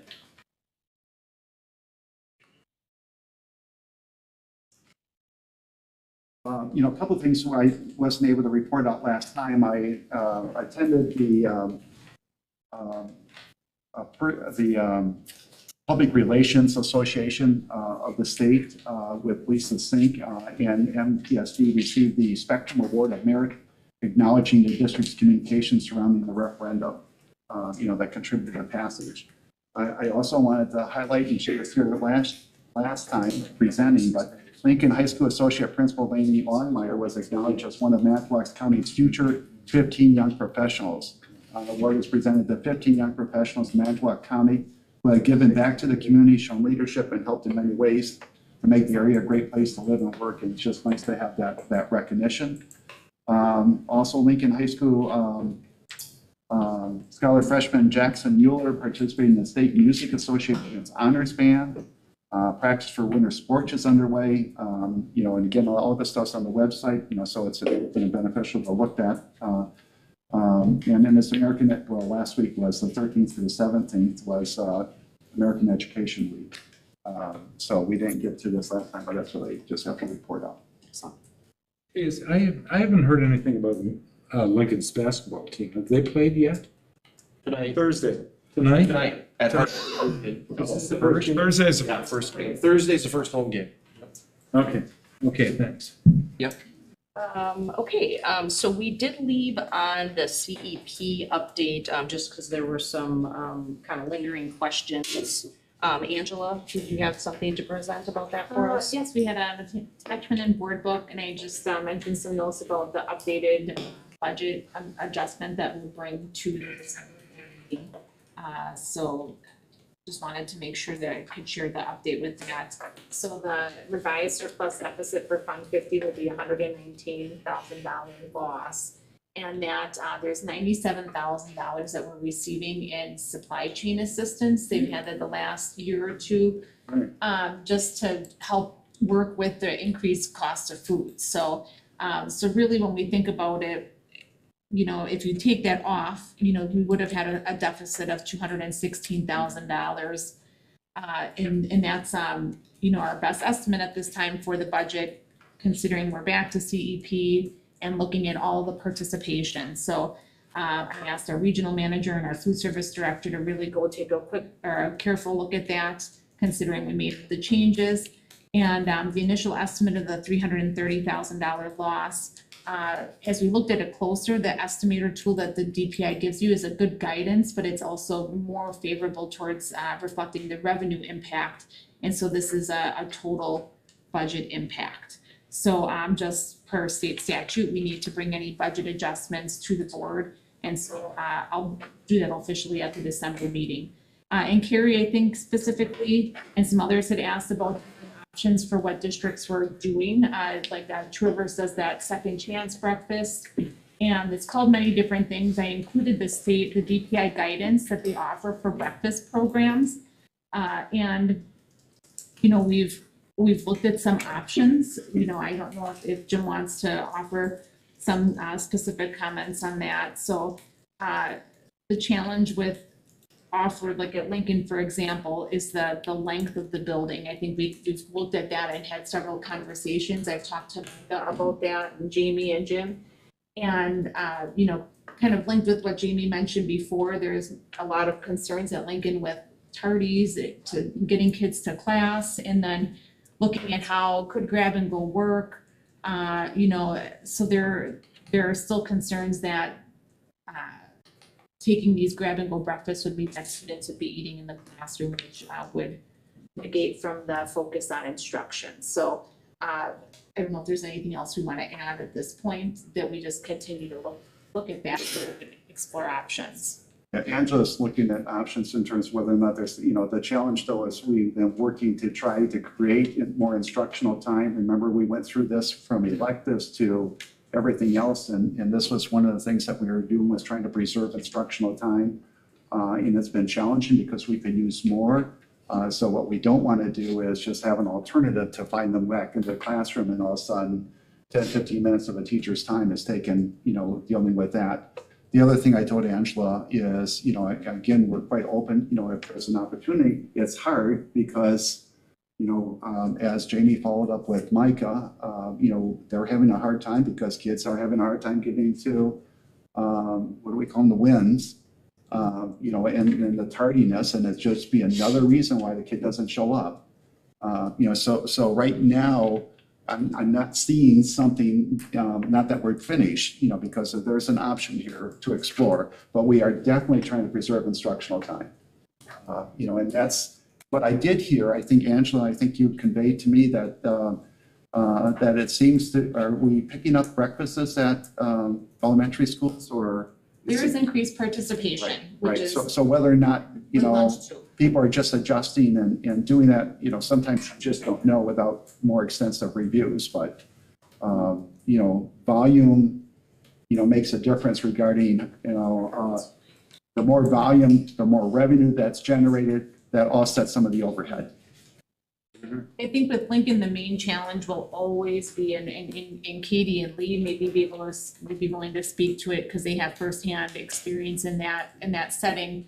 Just the geographical layout of Lincoln provides a lot of challenges with the cafeteria. So I don't know if, we've had, Lee and I talked about it previous 2 years before this. So, we definitely can offer it. I walked the halls. Ken and I went over there and just kind of looked and said, okay, what would we need to do? We'd be ready to support, but Jim had charged me to take a look at this, but just to ensure that food would not go into the classroom. And, we could look at some other options with staging eating areas, but there are some challenges with that as well, so. Tried a number of different options because the cafeteria is so far removed from many of the instructional classrooms. So we had kiosks strategically placed throughout the building where students could stop up and get what they wanted. There were positives and negatives to that system. We've considered a number of different options for students. Locations of kiosks where high traffic areas seem to be. So, we've definitely pursued a number of options in regard to accessibility to food for students because of the location of the cafeteria. Yeah, and the main thing is just to make sure we're offering expanded accessibility to it, so it's offered to everyone, but like making sure that the students who truly need and qualify, or just it's open to everyone, but who really need the breakfast have the opportunity to have that.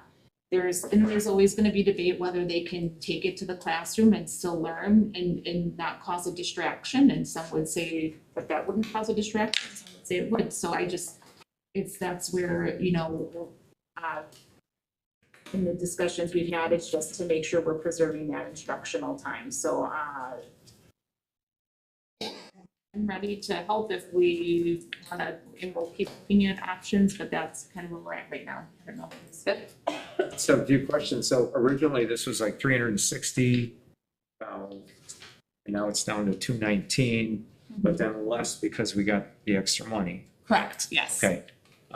Is it down because there's more participation that we thought from the 300 down to Yeah. 200? When we looked at this, it was an estimator tool from DPI. So we'll say you can put your claims amounts in and it really focuses on the revenue side. So when we look closer, it didn't really fully capture the full budget. Okay. So I realized Lincoln's a little different animal. Mhm. Is that there is breakfast in the grade schools, kids can come in and get it? Yes. Mhm. Okay. And hopefully they would eat it in the gym and not in the classroom and be ready to go. Mhm. Middle schools, It's working well at the middle schools as well. So I talked to, Edie had mentioned that they're seeing increased participation, especially at Wilson for breakfast. So more, they're trying to get the word out to get students to come there before and eat. So if they're interested, and they need it. So I think just Lincoln is a main challenge. And during the pandemic, when we had these kiosks, you didn't have to ring students in, they could just take them, and we had a count for claiming. Now the main difference is that it can't just have it be sort of a literal grab and go where it's not accounted for, the kid has to put their number in, so that's where there's different models of if you offer it before school. Some schools will offer this second chance because it's literally a second chance. You can't have a second breakfast, but you can, if you didn't get it in the morning, you can get it at that time. All breakfast has to be served by 10 a.m. I appreciate the efforts at the middle school and the grade school, and just keep looking to see if something works at Lincoln. Just wondering if something would, the coffee shop area there would be another place where kids could grab something, eat it there, and then get the class on time. I mean, that's part of it too, is getting them in the classroom on time. And there's things you can do to try to get them to do that. I think our best efforts on that were the kiosks, put in the high traffic areas, curb entrance, outside of room 121. Frankly, at this point in time, somewhere on that first floor, maybe it's the T, those three locations were, the problem is where are they gonna eat it? There's some room in 121. They could potentially look at something, in the library that's possible. We did some lunch overflow there at some times after the pandemic. But I think there's ways to get, creative on getting the access points out to the kids. Because if it's about them coming in off of 9th Street into Kruba, they're not going into the CAF. If they're coming in relatively even close to on time but not quite, they're not going to the CAF if they're coming in even off the circle. So just having them there, I think, was our best efforts. And we had probably, if you look back, our best counts outside of when we were doing kind of everyone before when we didn't have to have that point of service entry. So that would just be mine. Appreciate the work on it. So two things, actually three things. One, I know the community and others have talked about the waste. And we know we're gonna have that. I mean, it's a national issue when you look at food service programs. Tony had Amber Dogs reached out because Jim had gone to a United Way thing and talked about that, and she has some creative ways for us to be collecting that. So I think that we're going to try to have an effort to look at that.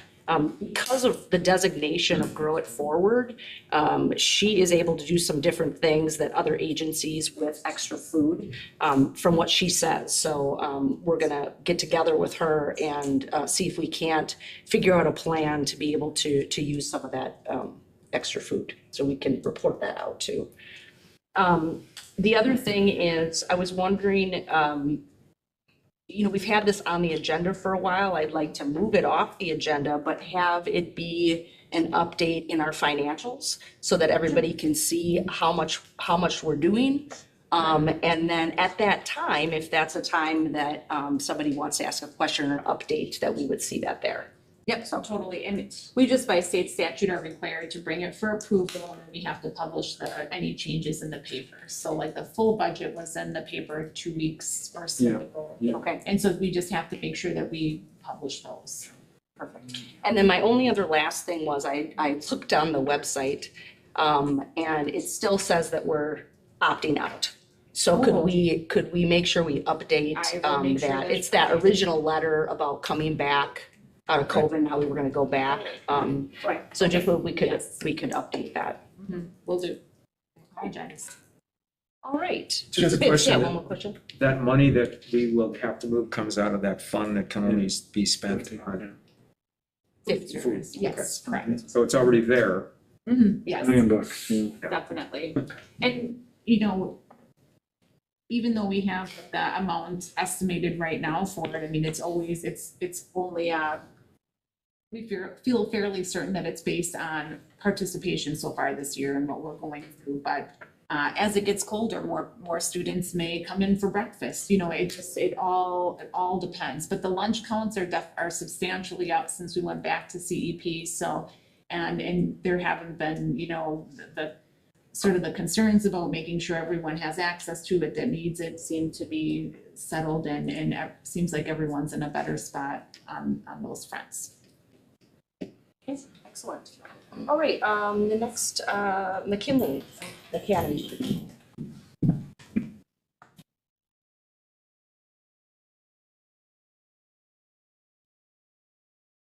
In the dorms next year? I'm just gonna go.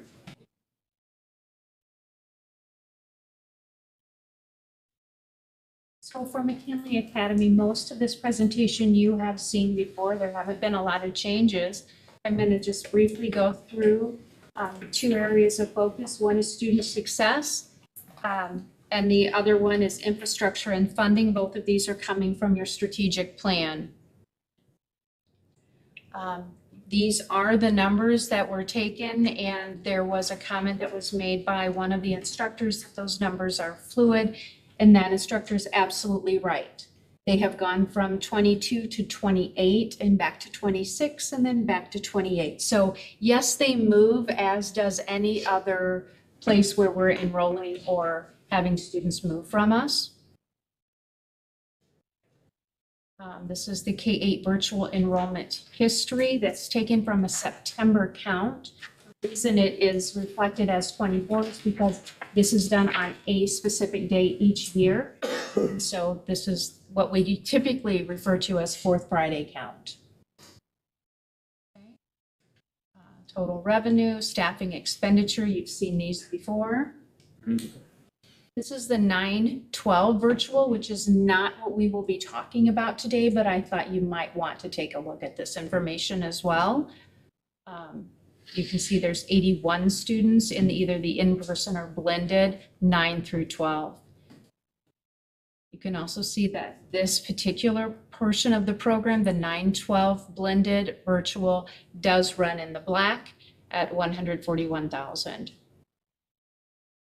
Student achievement we looked at last week or 2 weeks ago, I guess, noting that that's K-12. It is not just for the virtual piece. Student achievement again. So options. One of the options that we had was to seek agreement with the board of directors at McKinley to end the program at semester. They voted not to end the program at semester, so it takes it off of the table for us. What is taken off the table? Means it's not an option. Can't end it at semester. Oh, Right. Because you had to have agreement according So to the since they charter. voted, Yeah. no, that Okay, I ended the see. discussion on our end. Right, For right. semester. we could still make a modification.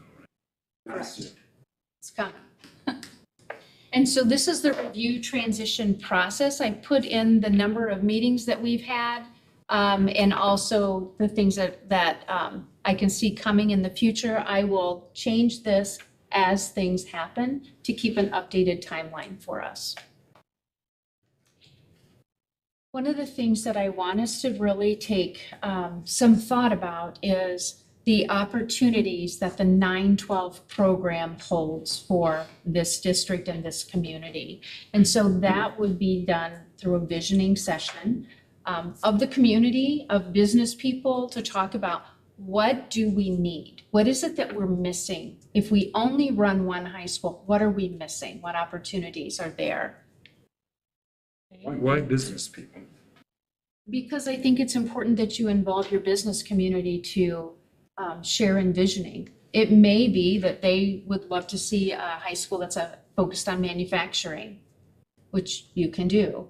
Maybe they want a science, math, technical institute type of program. So you would listen to what they would like to see to inform your decision. You think it's more important than seeing, I mean, there is a body of students that we have to assess their needs, I think. I mean, the school was created to meet needs that were being unfulfilled in other places, so that it seems to me that, we have to really become pretty knowledgeable about that part before we envision something that may just be a pretty abstraction. I mean, what do business people know about, kids that don't function well in regular schools? So if we decide that, or if you decide that you want McKinley to be an alternative ed high school, then that's what the need is. Okay, yeah.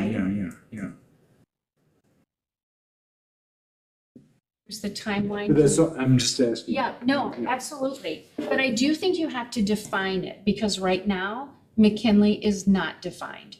If you were to ask employees, what is McKinley? I don't think they can tell you. I couldn't tell you either. I mean, honestly, I asked that same question. Like, why I did did they have too, their, multiple times. they have their own board? Like, we all adopted SFA and then they didn't. And I'm like, and now their scores count against us? So I'm just kind of wondering, like, what's the relationship there? It's not clear to me as a board member. It's kind of like, it's unusual. And whether it changes or not, I think clarity is important for the community. Okay, yeah, I think so too. That's my opinion. No, I think that's right, but I think, yeah. So one of the things that I have done since, well, actually I did this last week, is I did have a chance to speak to the attorney that represents the district, that is a specialist in chartering. And so I asked the questions because I've read the contract, I have read the initial contract, and I have read the amendment that goes with the contract. And I also called DPI, did not get a return phone call. So this attorney was my best bet of answering my questions, along with the DPI website, which I've read thoroughly. So the benefits that a charter has, it is that it allows for creative programming if you use it that way. So the programming can be something that's not aligned with the district, right? It's the oversight by a different board of directors, which we currently have. That can be a benefit, and it can also be a liability. The requirement for implementation, curriculum, student learning, monitoring is the responsibility of the charter board. It is not the responsibility of the chartering district. The charter board is responsible for ensuring. Isn't the contract between the Manitowoc Public School Board and the chartering. So and the you're the chartering agency, and they are the chartering board. Yeah. Okay? The chartering board is responsible for ensuring the contract is being followed by the school, by the charter. We, as a board, you, as a board, are responsible for making sure they're following that charter. Okay? Parental involvement is the responsibility of the chartering board, and that is spelled out in the contract. And there might be startup funding for new charters. So I believe that may be why you entered into this chartering agreement, is because there were startup funds. There was a lot of money through a period of time, for startup charters. That happened everywhere. And so you did see a lot of charters starting and being, yeah. Katie, who was was your father one of the creators of this? No, his name's not on the list. So, I'm sorry, Lee. Who was? Krupa? Dr. Dunlap? Dr. Dunlap. Michael Dunlap. Oh, Michael Dunlap. Who was okay. former director, Yeah. former administrator, and Sure, then director of curriculum and instruction. Right, okay. So I want to go down to the liabilities now. Monitoring of the contract is the responsibility of the chartering agency. And then again, monitoring student achievement as specified by the termination clause is the responsibility of the chartering agent. So that's you. Staffing is a responsibility of the chartering agency. That's what instrumentality means. So the only reason something is of instrumentality is really for a retirement purpose. So if you hire the teachers that serve in that capacity, they have access to school retirement. That's why districts do it. So the decisions that are going to be in front of you that you are going to need to make, not tonight, but in the future, is does the current model for this program require a charter agreement? is the charter an enhancement to the program? And should MPSD oversee an alternative program that is not run by a charter? Okay, those are things that you're going to have to think through. And then, so the options that we currently have, because we had to have the mutual agreement to close the online portion, which is the one that I was most concerned about with the revenue loss. So option one is with mutual agreement, modify the charter contract. You have to have mutual agreement to modify the contract. You do not have to have mutual agreement to cancel the contract. Unfortunately, canceling the contract means all of it. It doesn't mean that portion, Yeah. okay? The second one is you could dissolve the charter in total. You can do that. You can serve them with a notification that you're going to do that as of July 1st. There are two provisions in the current contract that will allow you to do that. The first is lack of enrollment. The second is lack of student achievement. Number 1, number 4. It is in your agreement that you have the right to do that. Okay. Number 3, you could enter into a revised charter agreement for an alternative high school if you choose to. And number 4, you could plan for and operate an alternative high school program under MPSD that doesn't require a charter agreement. Number 5, Mm-hmm. what happens to the K-8 kids that need a program? They're all, I shouldn't say all, but many of them are participating in this program because they can't be in their regular grade school. So I understand what you're saying, but how are we going to service those kids? I'm going to be very honest. Carrie and I were at the board meeting. Part of the fault of what happened there is the school district's fault. And it was very clear and evident when there was a parent meeting the following night of the board meeting. There were 4 parents at this meeting, and none of them knew about that meeting. Which then begs the question of the 28 kids, how many of their parents actually knew there was a meeting the next night to discuss this issue? Yeah, there's only 28 families involved too, so, you know, you could have. And I think in some notes that I read, one parent showed up, which Yeah. I don't know if that was one of the parents at the meeting and decided to go. So the communication has been bad. My concern are those 28 kids. Had we done this at semester, they were going back to the regular grade schools. And based on the input of parents that night, that would have been a disaster for many of those families and kids. So how do we come up with a program that helps those students be successful in school and still have some alternative programming so we can get them to a point where they can be in school full-time and learning like everybody else? And that doesn't happen just dumping them in a school because you close something. That happens because you have a program that gets them ready to return. So I think that has to be part of this discussion. And I agree with everything you've said about the high school, but we have to have a discussion on what are we going to do with these kids that need something exceptional to help them learn. And before, just let me finish. There was something that I still don't understand. We had some expulsion hearings last summer. Part of the expulsion groups were trying to get these kids to have a successful year. And one of the alternatives was to go online. And we were told, and I don't know which online program this is, that we're full, we can't take them. Why could we have not modified this program to take those kids, since it's online and some of it is solo, you're one-on-one, it's not a high school kid with a kindergartner.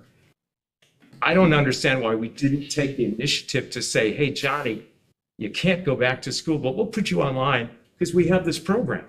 I can speak to that a little bit. Our charter agreement establishes caps, and I guess I don't know a ton about the charter agreement. So depending on the grade level, those caps were established. So our students that were like needing for whatever reason for disciplinary actions to go online are working with a teacher offsite to do that independently. Well, and as part of that, we have the staff that we're paying for 28 kids. Boom, here's a duty. Here's another kid that needs you. And did we explore that? I just want to make sure that we do something for those students, those children who would have a hard time walking in the doors of Jefferson, Madison, any of our grade schools and our middle schools. Because now you're not just adding the concern for that student. You're also adding the concern for the environment of that school, because some of those kids are pretty involved. There was a mother who said she got called numerous times a day to come and pick up her child. So that's going to disrupt the whole day of a regular school. What are we, as a school district, going to do to help those kids before we say there's no virtual program anymore? We've got to come up with a solution. And I don't care if that's a charter school or it's a part of some other school. We have to take care of those kids. That's our duty. I wanted to say that, that I agree that we need alternative programming for sure. I mean, that is clear in my mind that a traditional school system doesn't work for everybody. So I would want to say that. The second thing I'd want to say is I would prefer that we don't have a charter agreement, but that we actually have this as part of our programming that is very cohesive to every other program that we run. I think, I mean, this is prior to me being even in high school. Even the kids, somebody reported, why do they all think that we're kids that are in jail, right? I mean, there's always been this, stigma about this alternative program, and there's kids there for a lot of different reasons. Right. So I think that we have the resources within our own district to provide for these students without having a separate charter. And then the last thing I'd like to say is that, I agree with Biff. I think that we do need to, and I think the visioning and all that stuff is wonderful. I mean, I'd like to see maybe even an alternative strategic plan where we look at the programming that we do need and we add that in there. So it's very fluid, going back and forth between our programs and the goals that are set. The goal should always be that we want them back into our general programming if they can do that. But I just think with the resources that we have within our own district, to make those decisions, to have it align with our curriculum or modify the curriculum that we need, I just think that these students would be better served if we did that. So that would be, but I would also say, this isn't something that I think that we make a decision lightly about. I mean, I think this needs to be on the agenda. We need to figure out, if we're going to do visioning, or we talked about, governance, things that, Lee had brought up. I think we just need to agree on what we want our district to provide us so we can make a good decision about this program. Yeah. Carrie. Well, as the in-house historian, Yes. I was on the McKinley board for, I think, 10 years. And I was also on this board when we did the virtual move. And I would say the discussion and the vote on the virtual thing took about 4 minutes. Yeah. And it was like not thought out. There was no sort of like, are we going to promote this, or are we going to kind of try to we've been losing students. This might be a good way to increase in enrollment from other districts, et cetera. I mean, there hasn't been 10 minutes of planning or thinking about this thing going forward. I think it was just a way of saying, well, we got 71 people like signed up from COVID who want to continue on virtual. Let's just provide them with a, you know, with an infrastructure to allow that. But honestly, I think what McKinley is a high school, and this virtual thing are really two different issues altogether.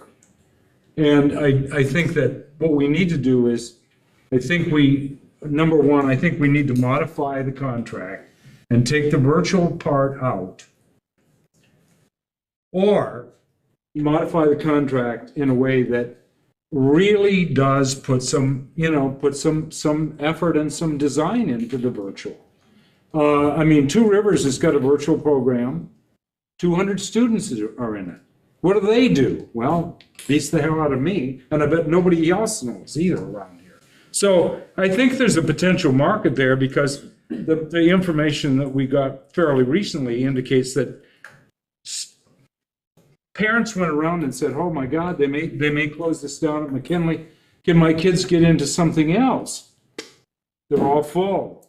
They're all full. Carrie, just so you know, I've had 2 districts already contact me to say, we'd like to partner with you if you dissolve that semester. So. Right. So there's potential in this thing. There is. To Biff's point, though, I think it is very important that there's a transition plan for every child.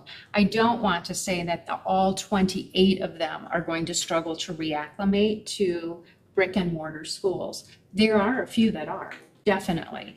And we do have to plan for them, and we have to make sure that their transition back is successful. But every institution now is running virtual education. I mean, certainly higher education is doing it a lot because they need enrollment. So I don't know why we couldn't, in fact, put together a nice package, get somebody that knows how to do this stuff, come in and, talk to the board, and then make a proposal to the McKinley board, and the 2 boards get together, talk about the modification, make them an offer they can't refuse. That'll really work for the bigger school district and for them, and do it. So what are we paying for right now? Well, we're just paying for a mistake that was made, I think. A mistake that was made at the time of the creation of this virtual thing. If this hadn't come up, Jamie brought this up, we'd never talk about McKinley. The other thing on the charter is an annual report from McKinley. God, I've never seen an annual report from McKinley. So might I suggest, instead of letting the mistake continue, why don't we just fix the mistake? Well, that's what we're talking about. Yeah, and we never had a virtual program for kids before COVID, right? K through 8, so I don't know if I'm the only one who thinks this way, but I just think that's really probably not the best use of resources in our district. And I think there's other programs out there that if there's kids that, for whatever reason, aren't comfortable coming back to the physical schools, why are we trying to break the wheel here? That was our recommendation was, well, if I'm understanding correctly, was to eliminate, to modify it to eliminate the K-8 portion here. Right. And that's what I'm saying is at the end of this school year, and still looking to explore, what are our needs that we're trying to meet? Right. What options do we have? If I could just finish real quick, what I'm suggesting is, I don't think the long-term answer is us creating this big virtual academy. I think the long-term answer is there's other people doing that. If that's really a need, then let's help those kids find a place that they could fit into. And I'm not sure, sometimes less is more, right? And I think we have a lot on our plate right now. And I'm not sure building the top virtual academy in Wisconsin is on that list, right? So I'm not saying we can't meet the needs of these kids. I'm saying we should meet the needs of these kids, but there's probably a place that better equipped to do that than us trying to create it from scratch. That was our recommendation. And I'd like to back up even further, though, to say that it's the virtual option is one of the things that's on the to me, would be on the table. But I think this whole school needs an overhaul and a direction. That's the problem.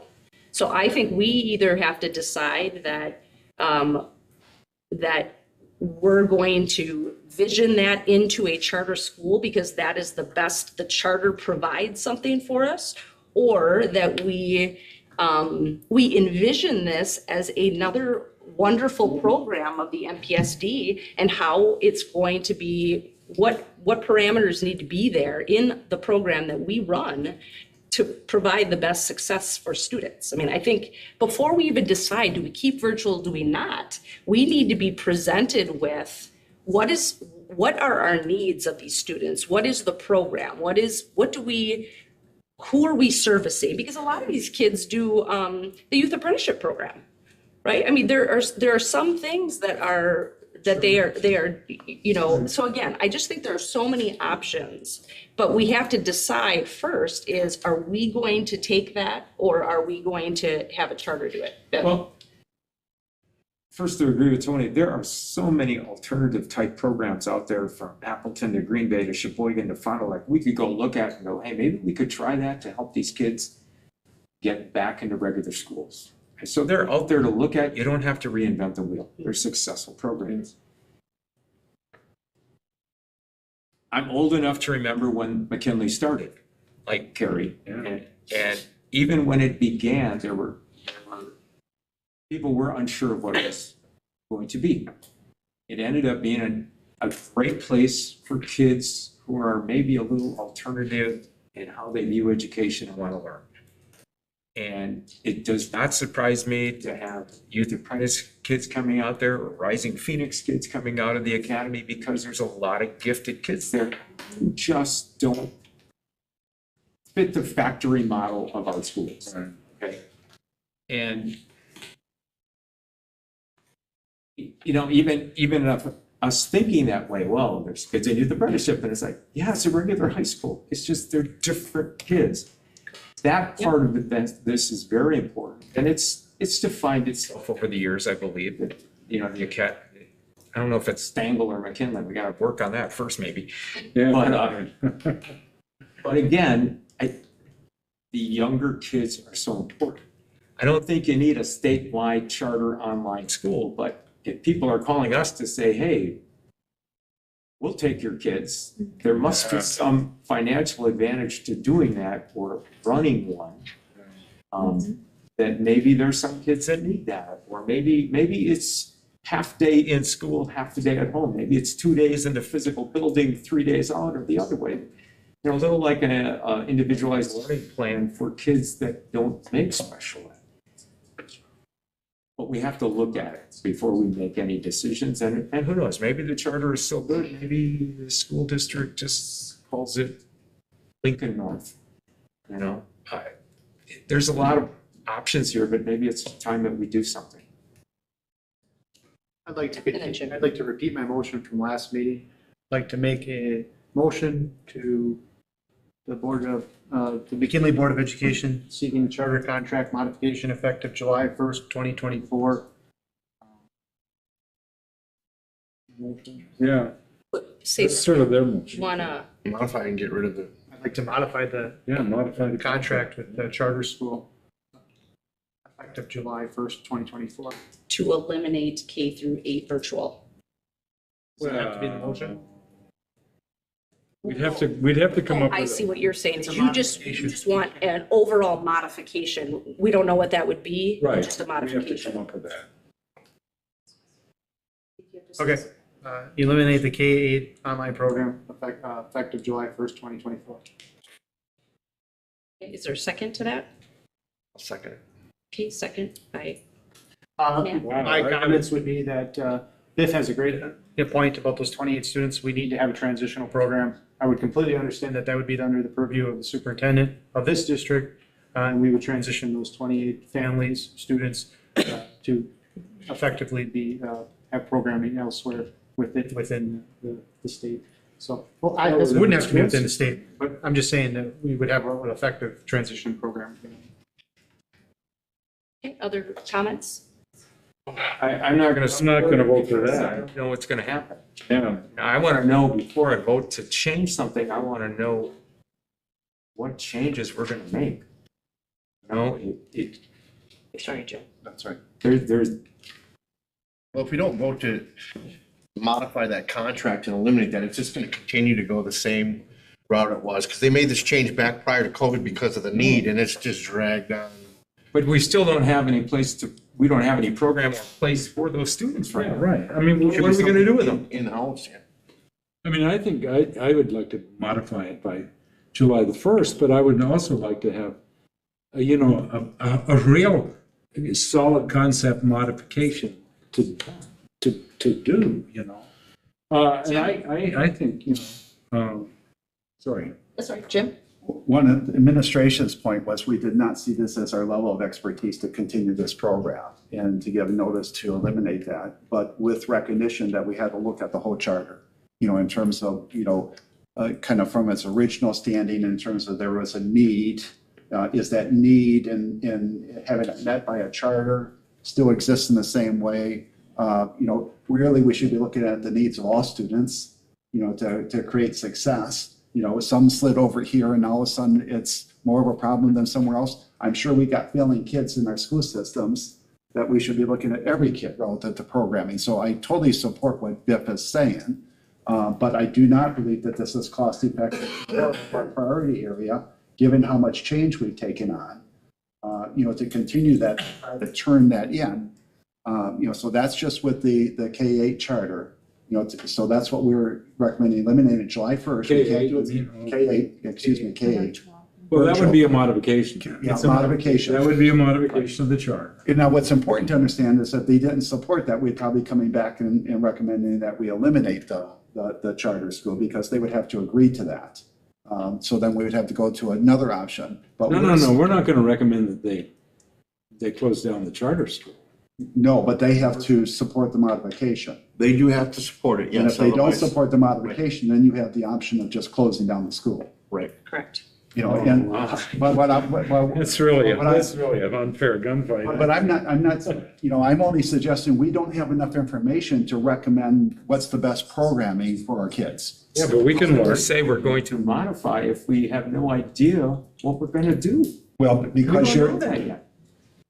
this is administration's recommendation, it's presented, to you in terms of, that we'll be looking at all kids in terms of transitioning them into something that best meets their needs, whether or not it's within our school district or a different school district. I would have a whole lot more faith in that if I had heard something like that at semester and had a plan for what we were gonna do for those kids. But there was no plan if we had shut this thing down. And now you're telling me, let's modify it, but we don't have a plan yet. Well, let's get a plan and then modify it if we need to. But let's have some sessions to get together, discuss this, find out what's best for kids, and then go from there rather than July 1st.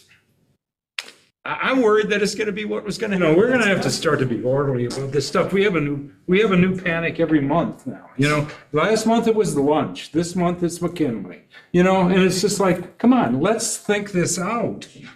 Okay, there's a motion on the table. Any more discussion? Yeah, about so the motion? obviously they're saying that they're having a visioning session starting in December. So you can't task the directors to do their job and then solve the problem before the board tasks them to do the job. So we are thankful that Jamie even found this mistake. Now we're saying we need to make, which is so funny because both of you voted with me last meeting to do this. Now you're rescinding that. Yeah, that was an Which is alternative funny, to closing but- it down. But I'm trying to say we need to task the administrative team to put more resources than what Jamie has already, which would be encompassing a visioning session with the community and business owners and to try to get a direction. Because right now you guys just said we have a problem, but we don't want to do anything with it until we have a complete solution. But we haven't paid our administrative team to figure out a solution yet. But you're asking us to just cancel it without a solution. What about, Which there what will be about, a solution by. You don't know that, what man. about putting together a task force, so people from the McKinley board and the. Okay, hang on a second here. Chris? Thank you. Sorry. I won't be voting for this motion. Yeah. Really for the same reasons as the last time it came up. but also because I do not find it inconceivable that I would be in favor of simply ending our relationship with the charter group Not ending. altogether. We can certainly do some of the things that are being so successful in grades 9 through 12 ourselves without a charter group. I am very concerned about minutes of instruction. I'm very concerned about curriculum and student learning. And those are all things over which we have zero control with the charter school. The only thing we do have any authority or power over is student-teacher ratio, which does concern me too, because we have grade schools with single teachers with 27, 28 kids in their classroom. And here we have 27, 28 kids and almost 10 teachers for them. And that simply is not something that builds good accord across the district. So certainly, these are things that need to be worked on and looked at. It may be possible to make corrections that make the K-8 viable. We may be better off folding in the 9 through 12 Right, we to the don't know. district proper. So that's why I won't support a modification at this time. Anybody else? I Tony? just think it's fiscally irresponsible to even suggest that we might keep the K through 8 virtual program. I just don't see any way that we're gonna do that. So because of that, I think I am gonna support the motion because I think that we need to task the administrative team to go find a solution. Figure this out. I mean, we have plenty of time. It's not tomorrow. It is, and he's right. If we looked at the numbers, I wasn't in support of getting rid of it at the semester because that's just quick and irresponsible. Should have thought about that earlier. But at the end of the year, yeah, I can't see any reason why we'd ever keep that K through 8 virtual program. In the present form. That's Right, exactly. I'm not disagreeing with you. I want a solution before we say, Well, nothing's gonna force us to have a solution with it. Because right now, what I'm saying is, well, we'll deal with it. okay, Matt, but the solution was get rid of it at semester and We didn't have nothing, right? Yeah, I we had agree. nothing. Well, I we agree. still don't have anything. I would have supported it if it wasn't at the semester, their first solution. But the thing to me was, it was just way too quick. Way too quick for those parents that do have those kids. At the end of the year, we're gonna have to figure something out, but right now, our dilemma is, I mean, this isn't rocket science, right? There's other schools that do this. I mean, how hard is it to make a few phone calls and say, hey, we got 28 kids that might need a new home, right? Probably less than that, right? Is what I'm hearing. right, and some of them are gonna fit in. I just don't see this as like, moving a glacier or something like that. It's The personification of online education. Yeah, that's what is I crazy. The brick and mortar, we're trying to say that it's a we're not tearing down a school brick by brick with an excavator. I'm not discrediting the virtual school. I'm just saying, this is not, they're not being displaced from their homes. The bus route's not gonna change. But anyways, I'm not trying to diss it. I'm just trying to be Okay, well, let's- completely clear about what's going on. Okay, well, let's take a vote on the motion on the floor. All those in favor of modifying the K through 8 virtual program at McKinley Charter School signify by saying aye. Aye. All those opposed? Nay. Yeah. We just, Okay, who is nay? I'm the, Carrie, Stacy, Biff, and Chris.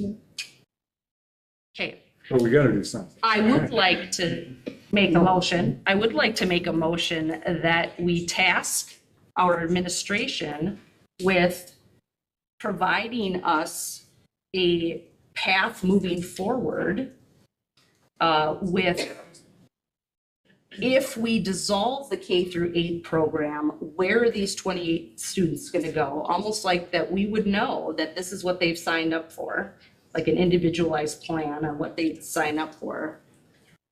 The third thing is, I think we need to also look at our relationship with the charter and determine, I think this board needs to decide whether or not we need a charter, or do we think that we can house this program as one of an offering that we have And then the fourth thing is doing the legwork to, if we decide that we are, either way, if we decide we're going to keep it as a charter or we decide that it's going to be part of 100% part of MPSD,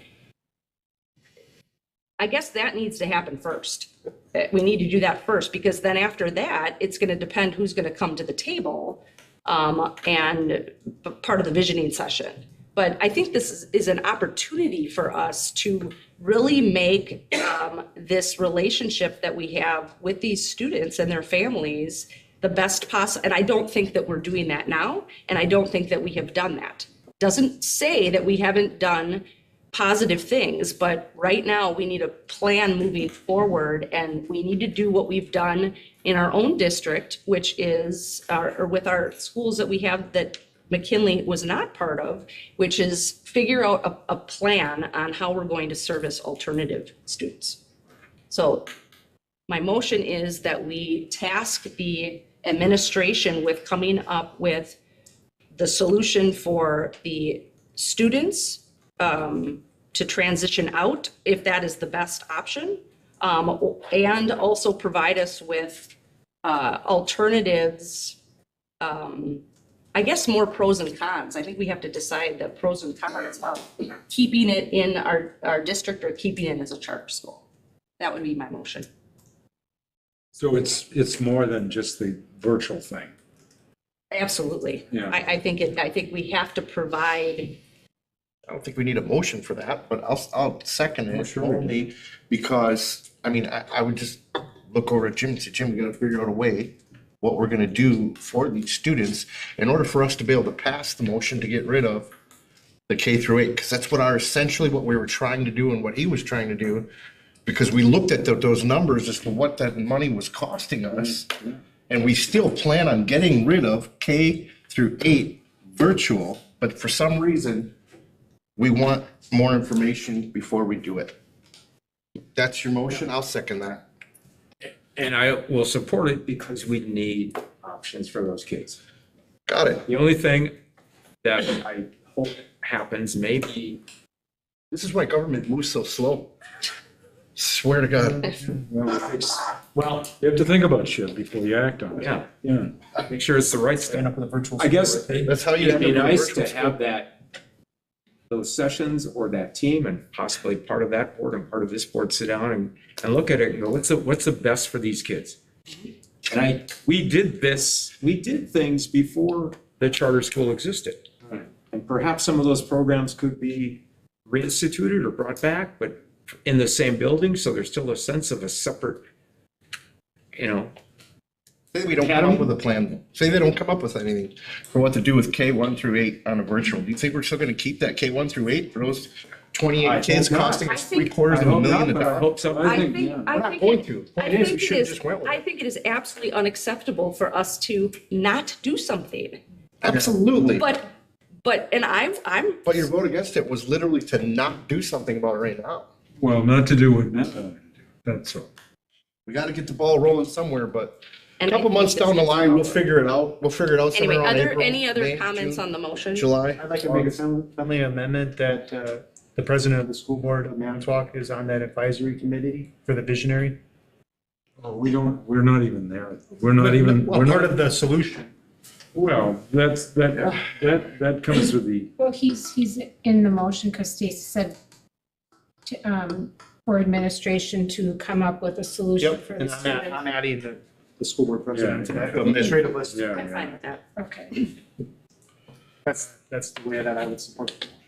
Well, I just want to say, I think that the administration is really showing its hand that it's pretty negative on, certainly the virtual stuff. I mean, wanted to close it down right away.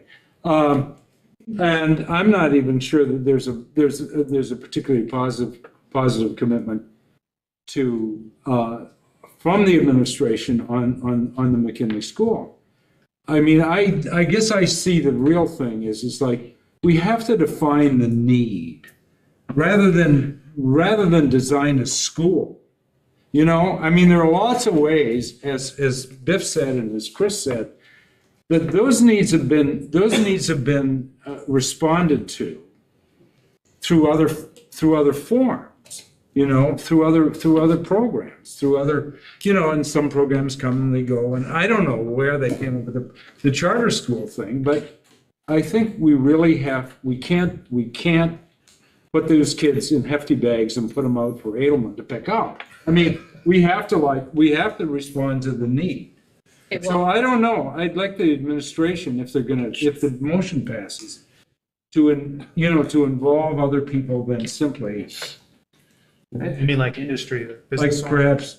I mean, again, Perhaps the principal of McKinley School, or, you know, or perhaps, you know, whoever. Board president of the McKinley board, maybe. Maybe. Want to add that amendment? I don't know. Well, no, I don't want to build the castle here, but I do want this to be a real honest thinking about stuff in a positive way, rather than, oh shit, we have to close this down because it's costing us money. Any other discussion on the motion? All those in favor say aye. Aye. Any opposed? Okay, motion carries. Do you guys have any questions about what we've asked? You can do. Clear as mud.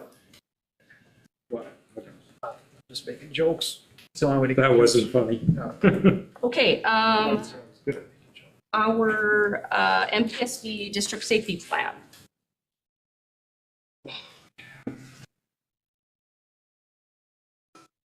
Ramona, come on up. I really don't have a presentation. It's more so my presidents, Yeah. if you guys have any questions about the plan. I need board approval before we can submit to the Department of Justice's Office of School Safety in the same way that Michael Morgan did last year. Yeah. Okay. All I right. just had a few editorial questions, maybe. On page 6, paragraph 3, line 2, this is just editorial stuff. It says, overview shared, quote, to all students. Shouldn't it be with all students instead of to? I mean, that may seem like nitpicky, but, you know, it's page 6, paragraph 3, first word in line 2. Prefer with all students? I think so. I mean, share to? Is it then on a monthly basis? Is that what you're talking about? Yeah, kind Page of. 6? Yeah, Okay. yeah. Okay. The second thing is page 19, substantive threats. I mean, I have no problem with this, but except the only, where such threats are, I mean, the way it's stated is like such threats exclusively are identified with and attributed to students as the perpetrators, right? What about other threatening people? I mean, you know, shouldn't it be more inclusive, is what I'm saying, than students? So for this particular, for the threat assessments, that would refer to students, where we would be assessing the level of threat that a student would have. And Oh, the threat that the student would be facing. Okay, okay. or posing. Yeah. The only other thing I have is in the whole document, there's no mention whatsoever of firearms or deadly weapons being completely prohibited from the school property. I mean, it just seems like it's really labored to. Policy Huh? though, so we have specific school board Okay, policy okay. that directly relates to, this is a separate to firearms and Okay, weapons, yeah, so this would be a separate. That's all I can say. Afraid you're gonna arm the teachers, Carrie, is that what it is? Well, no, I'm not so worried about the teachers, but, you know. I'm all for it. Chris? Okay, I didn't take the hammer and tongs to this grammatically. That's okay. Could, not a big area of interest to me, especially since we're giving it to the federal government, which is really sometimes horrible in their grammar. My real question is this something that we file electronically with them? Okay, because the only thing that really jumped out at me was how tiny the links are, but electronically, that's not an issue, so. Okay. But otherwise, I thought it was fine. I think it's good. Yeah, And it's it's cool. basically the same plan we've been using, so. Okay, well, I need a first and a second to adopt the 2023, I will so 24 move. MP. Okay, Chris Yeah, Abel, I'll second it. second by Carrie Trask. Any further discussion? Okay, seeing none, all those in favor say aye. Aye. Any opposed? Okay, motion carries. Thank you so much. Okay, Mike, going to talk about summer school administrative position. I provided you a memo, and get a chance to look at that, but ever since I've been here, it's been brought to my attention that Madison Elementary principalship, along with the summer school coordinator principalship, was a overwhelming, was a very challenging role, double role. And Lindsay Balzan, who has been with us many, many years, who has been with the summer school program probably for dang near its life, I guess, for at least the last dozen years. In my conversations with her, she would represent that as a result of this being a very challenging dual role, we have had more principal turnover at Madison than what we would like. So I asked Lindsay to, provide me with some information, and she did. You can see it there. And in the last 6 years, we're on our fourth principal right now, which means about 1.5 years per. And obviously, we all in education know that if you're having a turnover rate of every 1.5 years for a principal, getting that building going to meet goals and objectives is going to be a very, very challenging. Because out the door you go, somebody else comes in. So relative to when we hired Jennifer Eichmeyer at the Madison principalship, we made a decision at that time that we were going to look at a different model for summer school.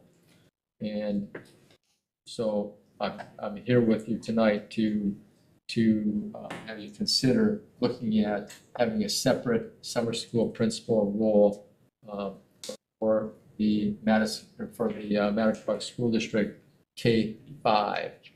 And with that being said, I provided you some information relative to at least 4 other school districts relative to their compensation for summer school programming. And I do want you to know that we also tried to get some of the smaller schools like Two Rivers and Mishicot and Valders and Sheboygan Falls, some of that. But they're so small that our contacts basically informed us that, our elementary principal does some elementary, our middle school principal does some high school principal does that. It's a small program, small district. But I was able to get, let's just take Oshkosh, for example. They have a K-8 principal, $15,000 stipend. 9-12 principal, $15,000 stipend. Now, granted, they're twice as big as us. They're twice as big as us, really. Green Bay, their curriculum and instruction department basically implements the entire program. They plan it, they execute it, and during the summer, for the most part, they have what they call interns come in, and they come in and they just oversee the building. So they don't get involved in any planning or any of those types of things. At about $37.50 an hour, and I projected it out for Howard's Grove and Green Bay on the hourly piece. I projected it out at about 100 hours because what I'm being told is we're looking at probably a program of about 4 weeks here this summer, maybe about 5 days a week. 5 hours a day for that, it's about 100 hours. So, with Green Bay, if you just walked in and didn't do any planning, had very little responsibility other than managing what's going on in the building for the day, it'd be about $37.50. But you didn't do any of the prep work that starts in January and goes for 5 months before summer school even starts. Sheboygan, they have a K-12 principal. And you can see it's 13,000. But when I talked to Jamie over there, and there's more to the K-5 program than the middle school and high school program. So basically, I looked at it like, well, instead of half of that, should be a little bit more than that. That's where it came with 7,500. Hours Grove, they pay $50 an hour. I just projected it out at 100 hours. Another 75 hours for the planning, January through May. And so basically I came away with about a $7,500 salary for the summer school principal that I thought was comparable to what we learned and probably fair for what we're looking for a summer school program here in Manitowoc for 2024. So with that, well, I also gave you the numbers for the last 3 years, which is about 1,500 students per summer.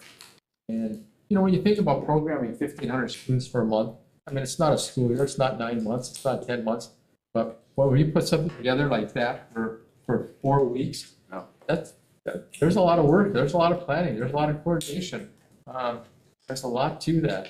And when you look at that job description we put together, it's a big job. It's a big job, It's an important job. And as we don't want that, what's the term that I've heard a few times? Summer slide. Summer slide, thank you, Stacy. Trying to put that summer slide together, there you go, thank you. We want to prevent that as much as possible, so summer school is it's an important component of the education process. With that being said, I guess I'm here to ask you to consider approving a summer school principal with a salary of $500. Is there a motion and a second? A motion to A second. Okay, and discussion. Mike, did you say that Jennifer, it was under a stipulation of her contract that you were gonna make a modification to this upcoming school year, or? No. When we advertised that position, we did not advertise it as the position, as the elementary principalship sole. So that position is only for the elementary at Madison? Yes, this one, this. Yes. No, this summer school position is K-5, all 6 elementary schools. MPSD, right? Yeah, I know, but you're saying the Madison principal normally took care of those responsibilities, correct? Yes. Is it in her? And is it in her contract right now? Okay. So I'm sorry, but and you're not the pit of but so January is when you said that those responsibilities really start kicking in. And that's for about 1,500 students. So we've hired a person. We don't have a contracted person to be the principal of our summer school program as of right now, tonight. But we are going to be servicing 1,500 students come June 1st. However, we cannot service 28 students by September 1st of next year. That seems a little odd to me, that we can take care of a principalship by January, but we can't take care of an online program by having a modification to the contract. That's why I'm a little bit. You got voted down. I know it got voted down. I agree with you. You're getting at the right spot, and I know it's not anything to do with, No, HR or anything, no. but that's 100% accurate as to what you said. However, when I first read this title on the agenda, I was like, what, really? Another? But after reading it and reading your proposal, it makes sense, it's cost effective, it really, that's why I motion to approve it. My last point is about School Forest is not right around here. It's actually like, 20 miles that way. Yeah. And that principal has to drive there every day. It actually takes a lot of time. So like, I'm all for this motion. It just doesn't, it's kind of confusing to me how we can take care of this now, but we can't take care of 28 virtual students now. It's complicated. It's very complicated. I agree. 1,500 to 20. Questions. One, and Angela, you can answer the funding for this. It is planned for in the It budget. was already planned in the budget, Yes. okay. And then, does any principal in our district, can they apply for this and be the summer principal if they want? Yes, Okay, yes. all right, And can I just say, Stacy? yes. A lot of times when districts have these types of positions, it's an awesome opportunity to grow an administrator. They go into these roles, they learn a lot about administrating and stuff like that. It's an awesome opportunity. But any one of our principals could say, hey, I'd like to do that. Chris? So, one comment, one question. The comment is, it's a shame we can't peel off a little bit of this for Lindsay Balsam, who does a fantastic job as the administrative coordinator and has been doing it for over a decade. Really remarkable. It just, a shout out to Lindsay. I totally agree. Absolutely. And what the district has done there is that person normally in her position would have a 7-hour position. She has an 8-hour position. So it's an extra hour a day all school year That's the way the district compensates her for that work. But just wanted to throw that out there. And, well, I also said, I have one question. My question is, if I understand what you said correctly, you said that in hiring the Madison principal, remuneration for this responsibility was not part of the agreement. That's correct. Okay, so they're being paid They're being what's paid correct according, for that's the correct. job as principal. Okay, thank you. Did I miss the historical stipend they used to give the principal to do this, or did they get nothing? To my knowledge, zero. Yeah. Oh. I think To my that knowledge, was it because was- Madison was a smaller school than the other. There are multiple parts to that that I'd be happy to share with you, but certainly the main publicly facing reason was with Madison being the smallest student enrollment, it was rolled in with the job. But also what they were getting paid was rolled into that, Okay. And then, because they were understood to be doing that. Ms. Balzon will, I'm assuming, help with this program that's already partially defined. She always She's on board. She knows they're doing inside That's what I and out mean. of the summer school, and she's got it. Any other questions? Okay. Seeing none, all those in favor say aye. Aye. Any opposed? Okay, we have a couple policies that we're gonna go over. Policy 1100, this is the first reading of that. This is district organization. It's just our first read. Is there, I'm just gonna go around. Chris, any modifications or comments that you have about this policy? On this one. Okay, Bill? This was the one that talked about goals for the district. If my notes are correct. That's the next one. I'm just kidding. My feet are cold. That's the policy's the next one. Oh, yeah, I'm sorry, it's the next. Right. C2. Yeah. Yeah. Okay, we'll get there. Don't run away. No, so I have nothing on this one. Nothing on Matt? this one. Tony? Nothing.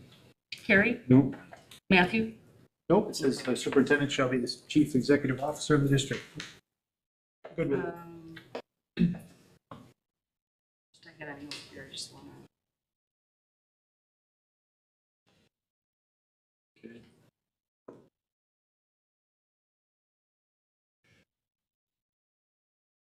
Okay, so, do I have a motion and a second to approve our first reading on, this, 1100 discount? I'll make a motion. Second. Okay, second. All right, all those in favor? Aye. Any opposed? All right, the next one is,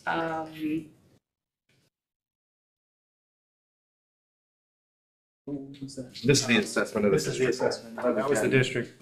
This Yeah, is so the this assessment? was, No, no, we're doing assessment. Oh, we're doing the assessment. 1110, assessment of Yeah. district goals. Yeah. And, Chris, I have nothing on this one, thank you. okay, Biff. I was wondering on this one, we assess district goals. Is the strategic plan part of that assessment? Because I was just wondering how we assess the 5 pillars in that plan. If there's a way that we assess that. I would say it is, but I think it would be better if it was in there. Specific. I'm just wondering how we're going to assess that we reach those. Okay. So isn't it just by definition in there? Right. Yeah. This assessing of district goals. I mean, it's just folded right in there, isn't it? Yeah, that's what I would just, and just in terms of how this was put out for recommendation. Part B talks about evaluation progress of assessments of the district's learning programs as well as the other things. In general, these folks would tell us, don't put things that are real specific in that you hand tie for another decade. Just use general language, but you as the board will always dictate what those goals and evaluations are about, and this language does promote that. that would just be my suggestion. Is keeping it general would probably behoove you more than making it more specific and then having to go back to a policy to amend it to get away from something you didn't want to do. When it does, I agree with Terry, it does look like it kind of encompasses that particular piece with the strategic plan. I have no problem, it's not in there, I guess I just Yeah. need to know how we do that. Yep. Okay. Nope, so I have nothing else. Okay. I know Matt said he didn't have anything. Tony? I'm good. I got one. Carrie? C, the board uses this assessment/evaluation time period to assess the effectiveness of the board. That's where I'd like the period to be. We didn't check that. The B was. Yeah, we did. C's not checked. C was not checked. C was not checked. Oh, C was not checked? No, A and B only. Okay, but can we change that? I mean, I object to anything you want. that as well as each board member. I just don't think, we should have a circular firing squad as a board. I mean, we could change that, right?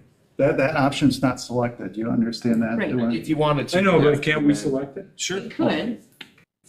You can propose an amendment to the recommendation. Yeah, I would say that sentence should end at the board. Effectiveness of the board. I think that's a real important thing, but I think. But Carrie, if it doesn't get the check mark or, are you saying you want to check C and add it to the policy? Because if it doesn't get added to the policy, it isn't. Oh, it part of isn't in the policy? Correct. Oh, That's why it's not checked. Sorry. Yep. Yeah. So I see what you're Okay, trying to yep, say. yep. You're correct, but as it Okay, stands now, if it would pass, it wouldn't Go be. ahead. No, Yep. go ahead. Yeah. That's cool. Yeah, I thought you were going the opposite way. No, I'm good too. If he's good. Yeah. Okay. I just wanted to understand, one of the things, going back to C that I wanted to talk about is, there are a lot of board education and stuff that goes on that I don't think that this would be a bad thing, that the board from time to time evaluates itself. I think that that's Yeah, I a don't good either. thing. I'm not hard pressed to have it put in there, but I just think it's something that everyone should consider. Do you want to see the form 0134 F1? I think I already looked at it. Okay. Did you like it? Okay, I'm just asking. The other thing I just didn't understand as far as, it just didn't make sense to me, the language. Can you help me understand, it's under D, but I know we didn't do D, but it says, this annual process of assessing and evaluating the board, the district, staff, programs, and research shall not be considered finished until A, district goals and strategies and actions, blah, blah, blah. Revisions have been made in light of what all the evaluation data for that year have indicated, and then should be changed. Just the grammar makes me, I don't understand what they're even saying there. So, that phraseology that comes, where it starts with this annual process. Yes. That's included and it's not under D, it's its own, Okay. it's its next stanza. Sure. And then when you're getting to that phraseology, basically what they're looking at doing is should be changed, meaning if you have an evaluation of your goals and your strategies, that you would change them at that time. The other says that should be continued. So I don't know that, the reason it wasn't checked is I'm not sure we need to have language saying we could continue something that we're doing anyway. Right. The language that made sense to me was should be changed. So if you're finding something in the evaluation of your goals that you're not liking, it should be changed in order to improve the accomplishment of the district goal, which completes the sentence. That was the rationale there. Yeah, it just didn't make any sense. Yeah, to me I know, when I was it's, reading it. the way some of these X mark spots are confusing. Okay, if no one else has like a strong desire to do a board assessment and evaluation, if that's important, then I'll just not make an amendment. I I do need a motion and a second to do the assessment of district goals. So moved. So move first reading. Second. Okay, second by Biff. Okay, any other discussion? Okay, motion passes. Okay, our next one is 11:30. This is our ethics and conflict of interest policy. And I'll start with Matthew Phipps. Anything here? Okay, Carrie? No. Tony? No. Yeah. Nope. I don't have any. Bill? Nope. And Chris? Yeah. Okay, so all those in favor of the first reading signify by, or I'm sorry, we need a motion and a second first for, So moved. okay, Yeah. Biff? I'll second. Second? And, okay, and all those in favor of the first reading of ethics and conflict interest policy signify by saying aye. Aye. Any opposed? All right, and the next one is, this would be 12:10, first reading of the district administrative relationship. And Matthew Phipps, anything for you?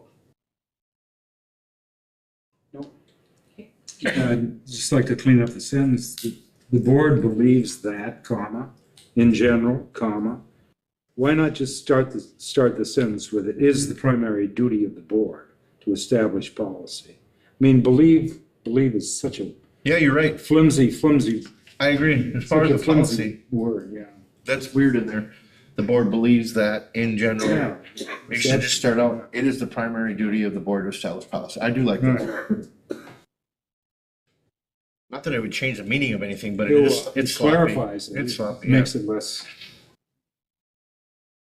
Okay, any, Less so bad Carrie, wording. that's, Yeah, I'll make that as an amendment, yeah. The sentence begin at it is. Cut the other stuff. But other than that, looks good. Well, if that's our primary duty, we haven't been doing that a whole lot. I mean, I think I think in general, I think it's obviously an important duty, but I think there's other duties too, so I say we just leave it as is. It's not discounting any of our other duties. Clean up the sentence.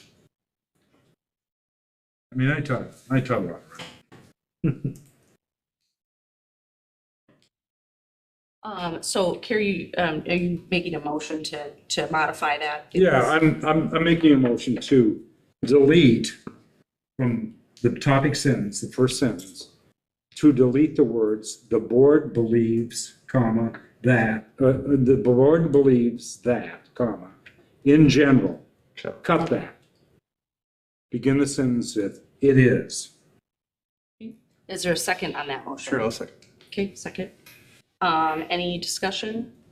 Tony, you already said something? Yeah. I just wanted to offer a comment, just so that you're aware of that. We're working off a Neola template. Okay? Yeah. And what we have to do is when we modify off the template, we kind of own that. And it's not a problem, I just want you to be aware of it. So now if another revision came in, it's going to come back to the original language. Yep. And you just have to catch in terms of, geez, that we modified, now we can signal those in terms of, we can somehow make a mark, and I'm just making the reference. Right. That this was one that we modified outside the template, even if this is small. I'm just using this as an example so that you're aware of the Neola system. Which is good. Why they present it to us, they always give us our current. Right. And then And choices, but they, Sure. they're assuming you're gonna accept the language and the choices Sure. that they have. When we modify it, we just own it. That's just the only thing I'm saying. So if a revision came up, that's when you look at the old and you look at the new. Well, why wasn't this language, why did they drop this language, but we dropped it? So this is just, the motion on it is just to look at this first paragraph. We're not at a point yet where we're gonna do the whole thing. So we have a motion and a second. Any further discussion about that? Okay, seeing none, all those in favor say aye. Any opposed? Nay. I'm a nay.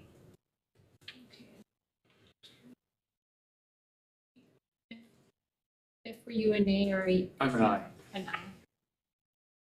So that's 3 to 4? Yes. Okay. Okay. Carrie, anything else? No, not Okay. on that one. Tony? I didn't have anything. Okay. Matthew?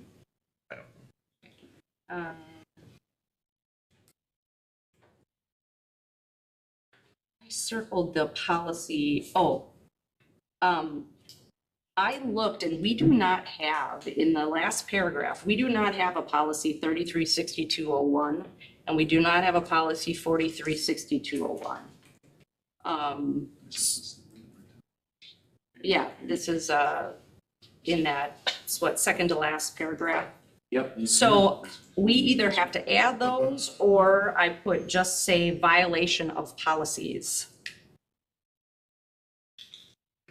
Correct, so they are now, so this was adopted in 2008. And so there have been new policies that have been added since that the district hasn't adopted. So the answer to this is that those will come to you as part of our process of overhauling all of this. And when we do have associated policy that does get cited, we try to bring that up to the front to have it dealt with next. So this would be an example of that, and we can bring those forward. I would make a recommendation that, or like to make that we table our first reading on this until we have all of these, because I don't want to approve something of a document that we don't even have. That's true. That's a good way to look at it. Second. Okay, any discussion? Oh, sorry, Lori. Sorry, I'm just trying to make sure I have all this. Sure. So this is 1211 we're talking about? 1210. 1210. Yeah. So I made a motion and Yeah. it's seconded to table this first reading. That makes sense. Yep. And we'll make sure we bring those other three policies forward. Perfect. Table it until, I'm sorry, Stacy. Yeah. Table it until we have, Table it until we have 3362.01, 4362.01, and 0144.5. That's right. Okay, all those in favor of the motion signify by saying aye. Aye. Any opposed? Okay, the next one is 1211, first reading of the whistleblower protection. Chris, anything here? Nope. Okay, Biff? Nope. I have none. Me neither. Matt? Tony? I'm good. Okay, Carrie? Okay, Good. Matthew Phipps, okay. So I need a motion in a second. I'll motion. Second. Okay, so motion by Spalding, second by Tony. Any discussion? All those in favor say aye. Aye. Any opposed? Okay, and then we have the student supervision and welfare. This is policy 1213, first reading of that. And Chris? Yeah, I have first a general question. Why this, well, obviously it's under section 1000 administration templates. Why it only says administrators when to me it certainly is realistic applied across all district employees. I think the answer to that is you're correct in that the thousands deal with administration. And If the district would so choose to put that type of language, for example, in a staff handbook or something like that, or perhaps when we get to other staff policies that may be addressed as well. I haven't seen that one yet or what it might be, but I can certainly look into it. It does also reference 7544 in here, so I'm guessing that could be the one that you're probably referring to. But in the same vein, if it's referencing another policy, we should probably bring that policy forward as well. Okay, and my other question is under A, where it says, an administrator shall report accident, safety hazard, blah, blah, blah, as may be required by established policies and procedures. Should it not also say, or law? Because if it's required by law to report it, I do think that's something that we should clearly be saying. Well, I do think it kind of clarifies that, like two sections above A right there, where it does say that this is not to be construed as affecting any obligations on the part of staff to report suspected of anything. And like, there's different laws for each. You mean where it says but are not limited to? Mm-hmm. Yeah, Is that what you mean? Okay. All right. I'm just asking. but yeah, no, it covers it, I think. Okay. That's all. Biff? I would assume these are all written to be legal, aren't they? Or why are we paying Neola if not? I've got nothing. Yo. Mine are very similar. It refers to 8420. Our 8420 is not school safety, it's emergency preparedness, is what the policy That's is the called. name change, yep. So, and then, again, down in I, they're talking about, policies, again, like policy 7544 that we don't have. Now, one of the questions though is, we would still, never mind. So I would make a recommendation again to table this until we have, these policies that are associated with this, policy. I'll second that. Any discussion about that?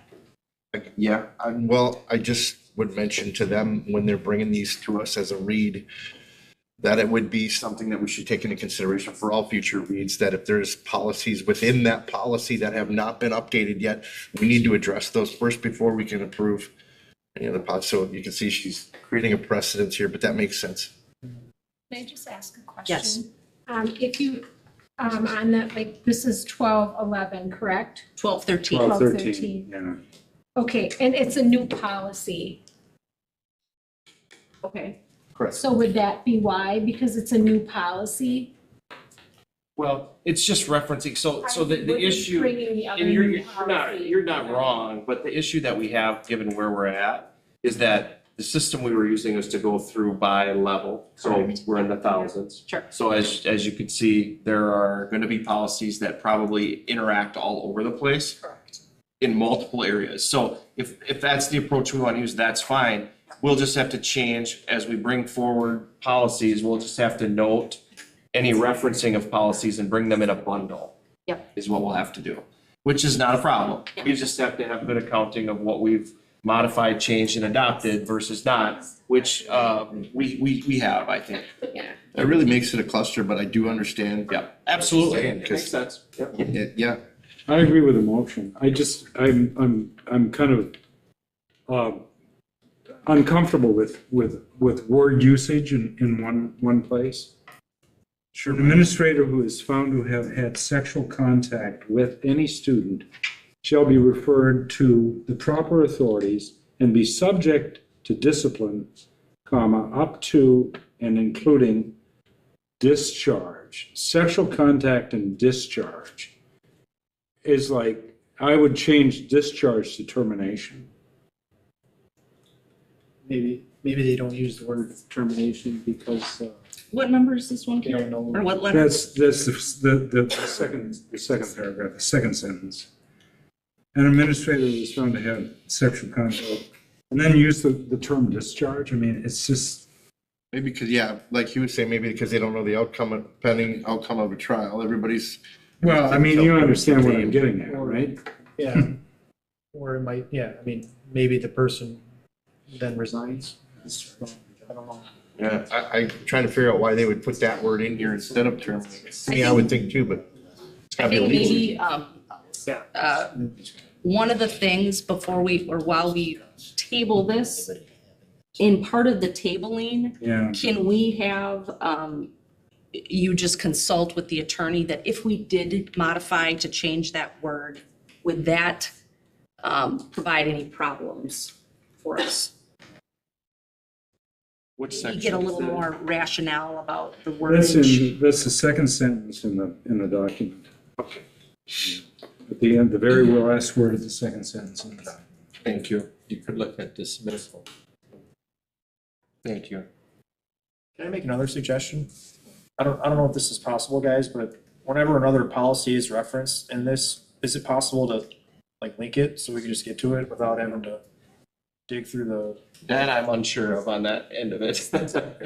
Or like create a hyperlink on here? Yeah, sure. I figured you Google wizards. No, Well, because and- it will. Can figure that It's out. in a template that's from Neola, and for me to get it in there, I have to print it and scan it, so it doesn't like, you know what I'm saying? Yeah, the We can have it like hyperlinks. the next one down. We could have it in the there. next, we could have them grouped together. I don't think we could do that on the Neola policy. Yeah, But what's gonna Open up a happen, separate what's gonna page. happen, Tony, when they come back to us, this policy is, 8420 is gonna be here, they're all gonna be here. We're gonna have them all. Yeah. Sorry. That's fine, I'm just Easier way to do lazy and. Yeah, no, wait, that's a lot. Okay, so Can't the get too many policies each time. We were putting. motion in a second on the floor to Yeah. table this Table it. policy. It's my policy. Say aye. Aye. Any opposed? All right. Okay, so then we have, policy 2260. This is the non-discrimination and access to equal educational opportunity. And Matt, any? No. Carrie, no? Lori? I'm sorry. Tony? I did have a concern on some of the language on this one. Specifically, the language on non-discrimination and gender identity, which is in that first long paragraph right above A. And I'm just reading this, and if we allow this to pass, I'm just wondering, Does it conflict with any of our other? I mean, here's really my concern is if a biological male were to go into a bathroom, a girl's locker room or bathroom, I don't see how we could do anything about it if we let this pass. I think we have to, without being accused of discrimination. Unless I'm not reading this right. You mean, does it conflict with our other policies that we've already put in place? Or does it conflict with the guidelines that the superintendent has put in? Well, it could Regarding be that subject. both potentially. I mean, I'm just, the way this is worded, I can maybe speak, so. Yeah. Jim Macy was contacted around 2260 and 2266 because they're pretty meaty policies, right? None of us have law degrees. So in his recommendation to the district, I think the recommendation was leave language in these policies as is because they're correlating with federal law, and that even if the district were to change language, it doesn't mean that they're not liable to the extent of the federal law. So the language that Neola is using is the language of the actual federal law.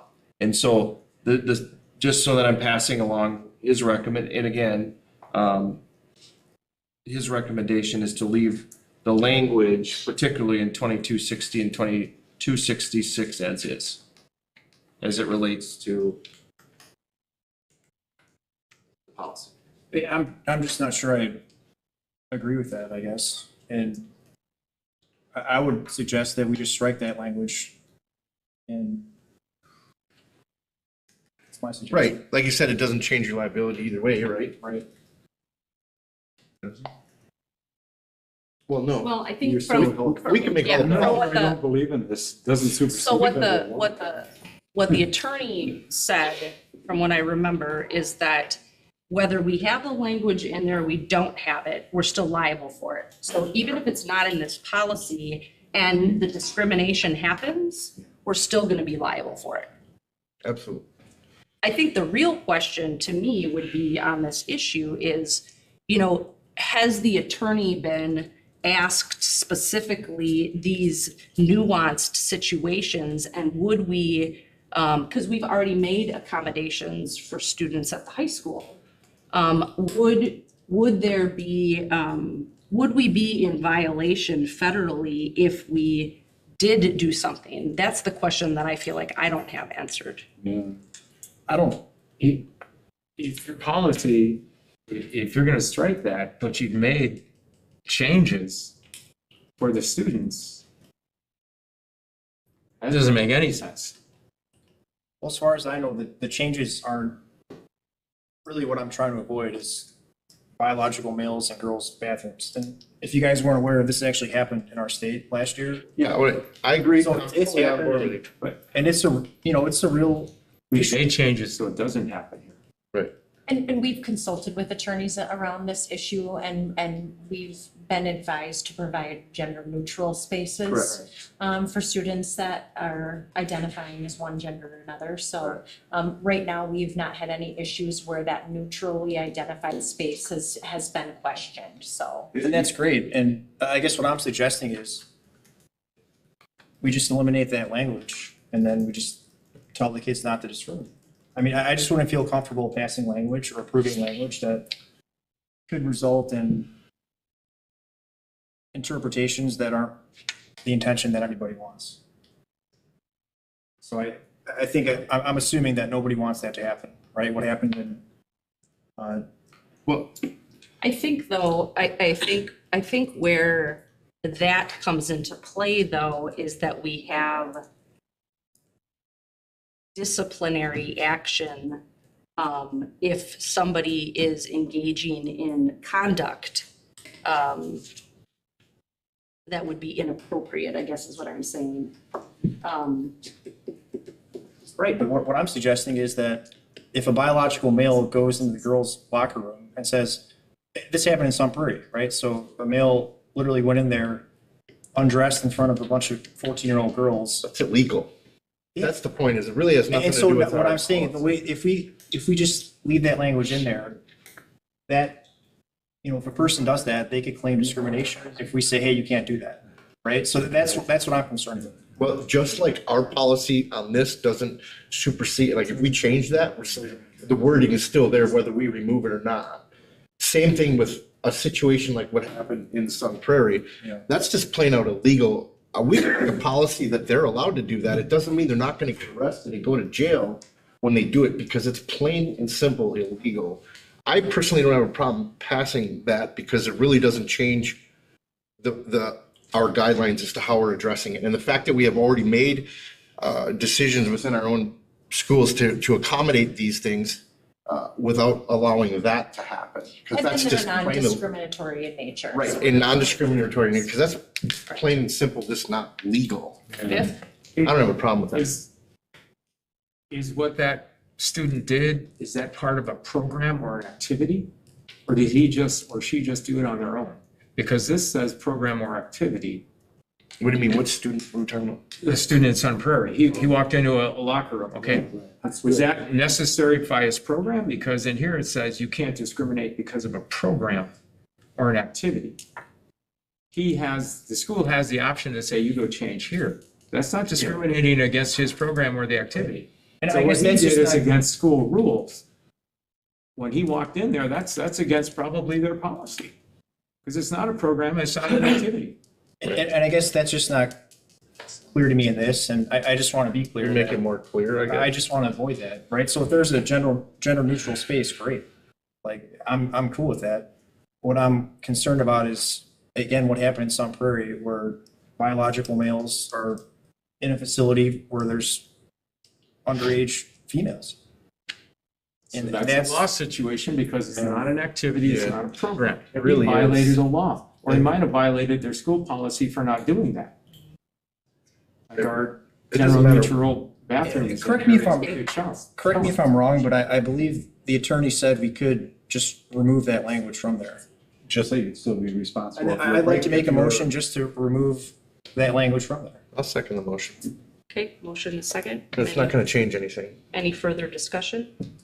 Could we have explicitly what language is being removed? Yeah. To understand. why. Yeah, Change of Thank sex you. or gender identity. I would, everything including genders, everything in parentheses there. Whatever's in that Including parentheses. Gender status, status of sex, or gender identity.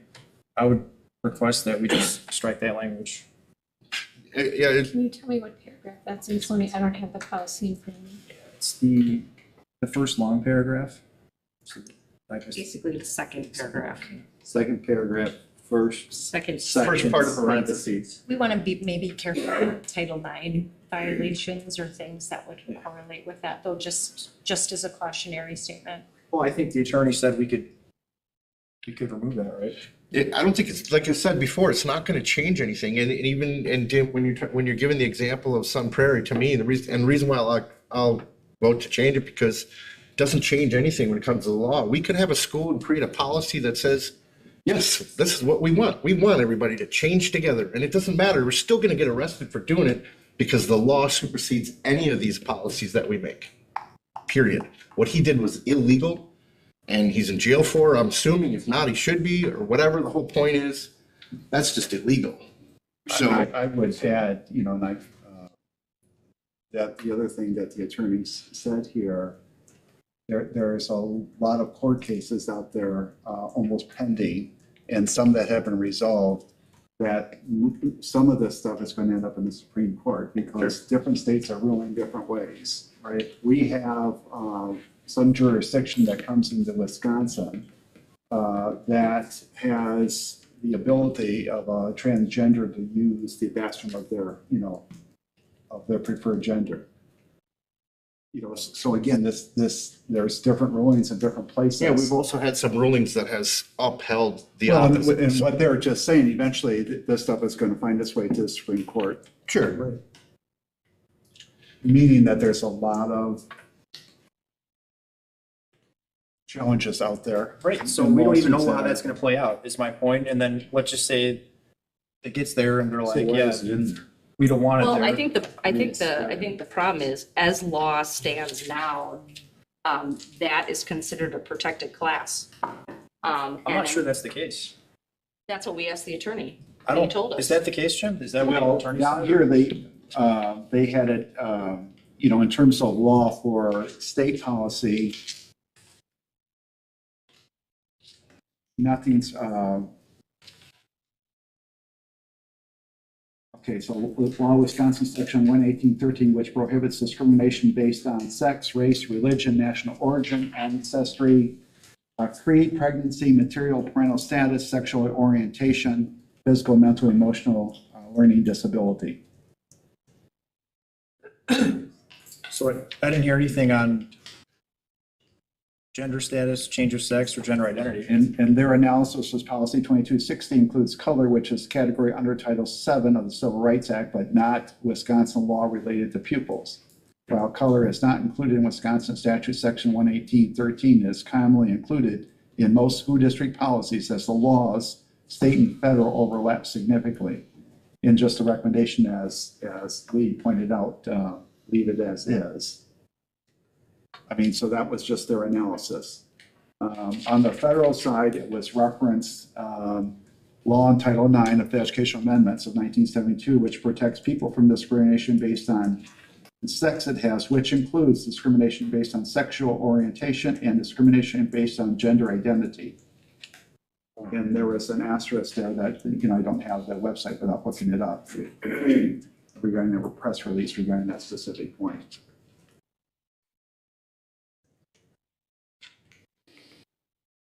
We have a motion and a second, correct? Yeah. So I'll accept, I would vote for your amendment on the authority of protecting the individual that's in the bathroom already, that they're not being discriminated against because of their own identity as well. So I would agree with you for this one.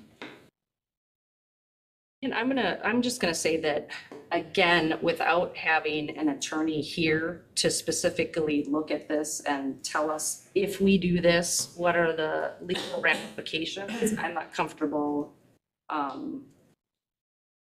axing it, Yeah. I guess is my feeling. The other thing you do is bring attention to what you've done for groups to now come and say, we're suing because you did that.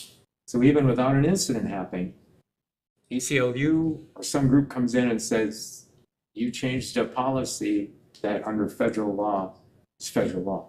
So now you open that up to them coming in and saying you've done it, even though we don't have an incident. So just be aware of that. Well, you know, I'd rather not have an incident, is what I'm getting at. We haven't had one yet, but, you know, they do happen. Right. That isn't going to stop an incident from happening. What you're doing is not going to stop an incident. All it's going to do is draw attention to the change that we're making. Maybe then we got to clarify policy then, if we don't have the policy that clearly does that. Because right now, again, as a father of 4 daughters, I would feel, you know, if we want to make this a destination district, you know, I think that could attract a lot of people in this environment. A lot of people aren't going to read this. A lot of people may go the other way. You don't know, Tony. You don't know.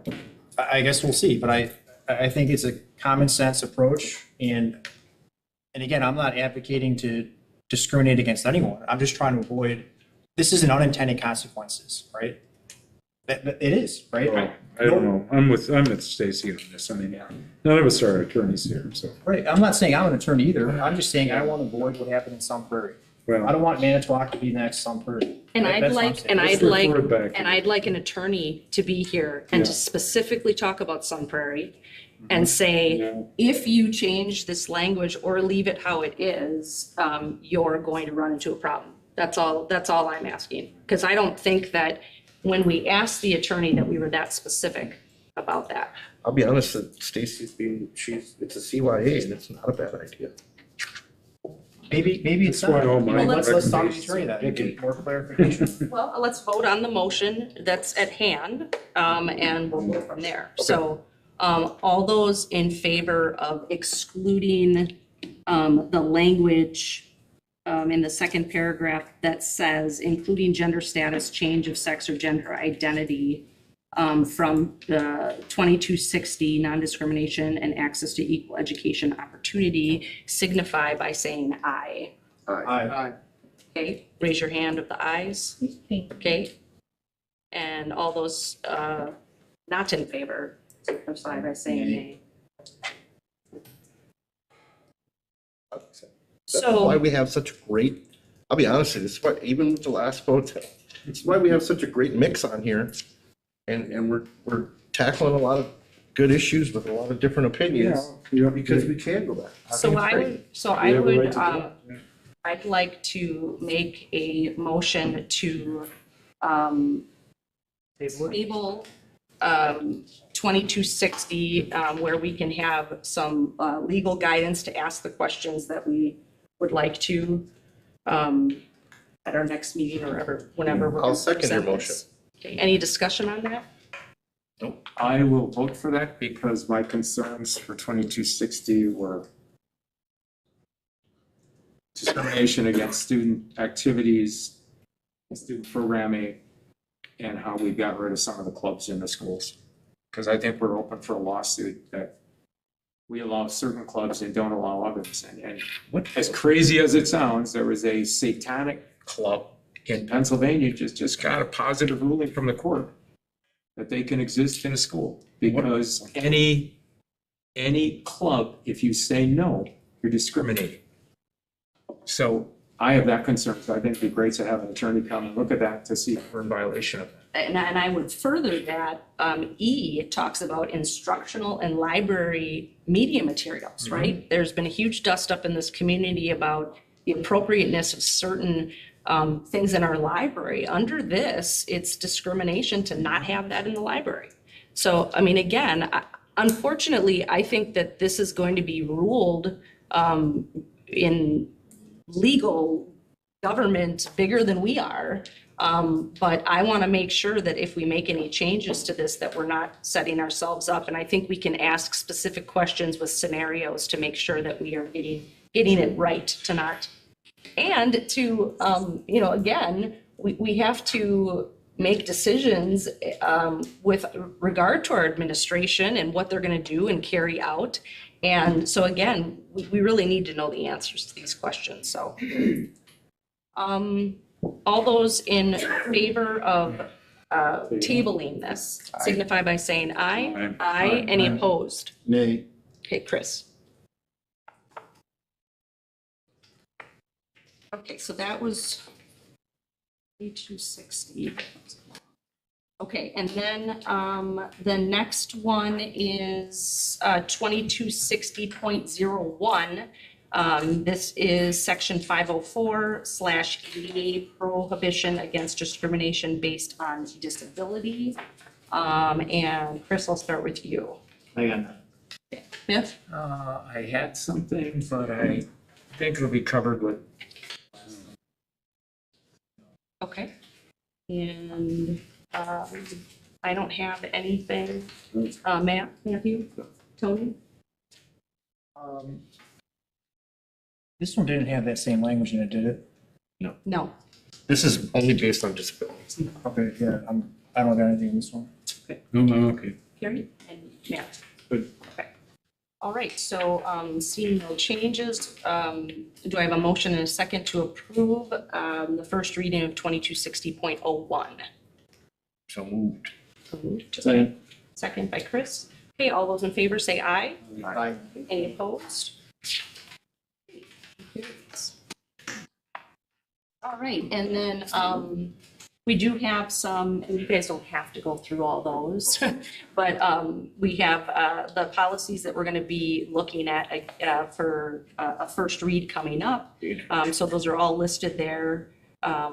So those will be attached in board book for everyone for next time. And then we go to other school business. Just some information that we have a school board election. There are two of us that are up for re-election. That's Carrie and I. If there's a declaration of non-candidacy by either one of us is due December 22nd, 2023. December 22nd. Oh, what did I say? You said February, but Oh you my meant God. December 22nd. Oh, I think I was doing Friday. Friday. It's Friday. I started to February, sorry. Do Friday, December 22nd, thank you, 2023 at 5:05. Campaign registration statement and declaration of candidacy forms can be picked up, and they're due Tuesday, January 2nd, no later than 5 p.m. And then the election dates, if there is a primary, it will be February 20th, 2024, and the spring election will be April 2nd, 2024. And election packets are available at the district office. Remarks from me, just wanted to wish Matthew a happy birthday today. Thank you for spending your birthday with us. I'm sure it was exactly what you wanted to be doing tonight. And obviously with the holidays coming up, there's lots of fun things going on at our schools. So please take advantage of going to your schools and participating in some of the concerts and art things and things that are going on. Future meeting dates, we'll have our first meeting will be, I believe, is it the 14th? 12th? Sorry, the 12th of December. We'll have our general meeting. And then we did remember that since it falls on the break, we will not have that second meeting of the month. And I think that's it.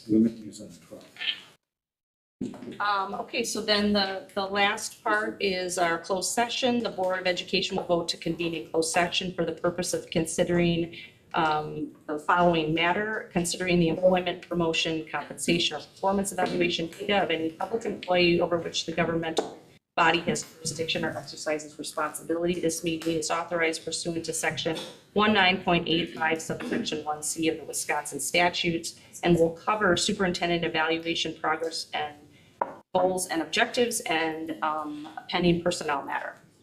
And that requires a first and a second. Second. First, second, okay. And we need a roll call vote. Christopher Avo. Aye. Biff Hansen. Yes. Matthew Phipps. Stacy Seldner. Aye. Matthew Spalding. Aye. Carrie Trask. Yes. Tony Westell. Aye. Okay, it is 9:32 and we are in closed session. Thank you, everybody. What?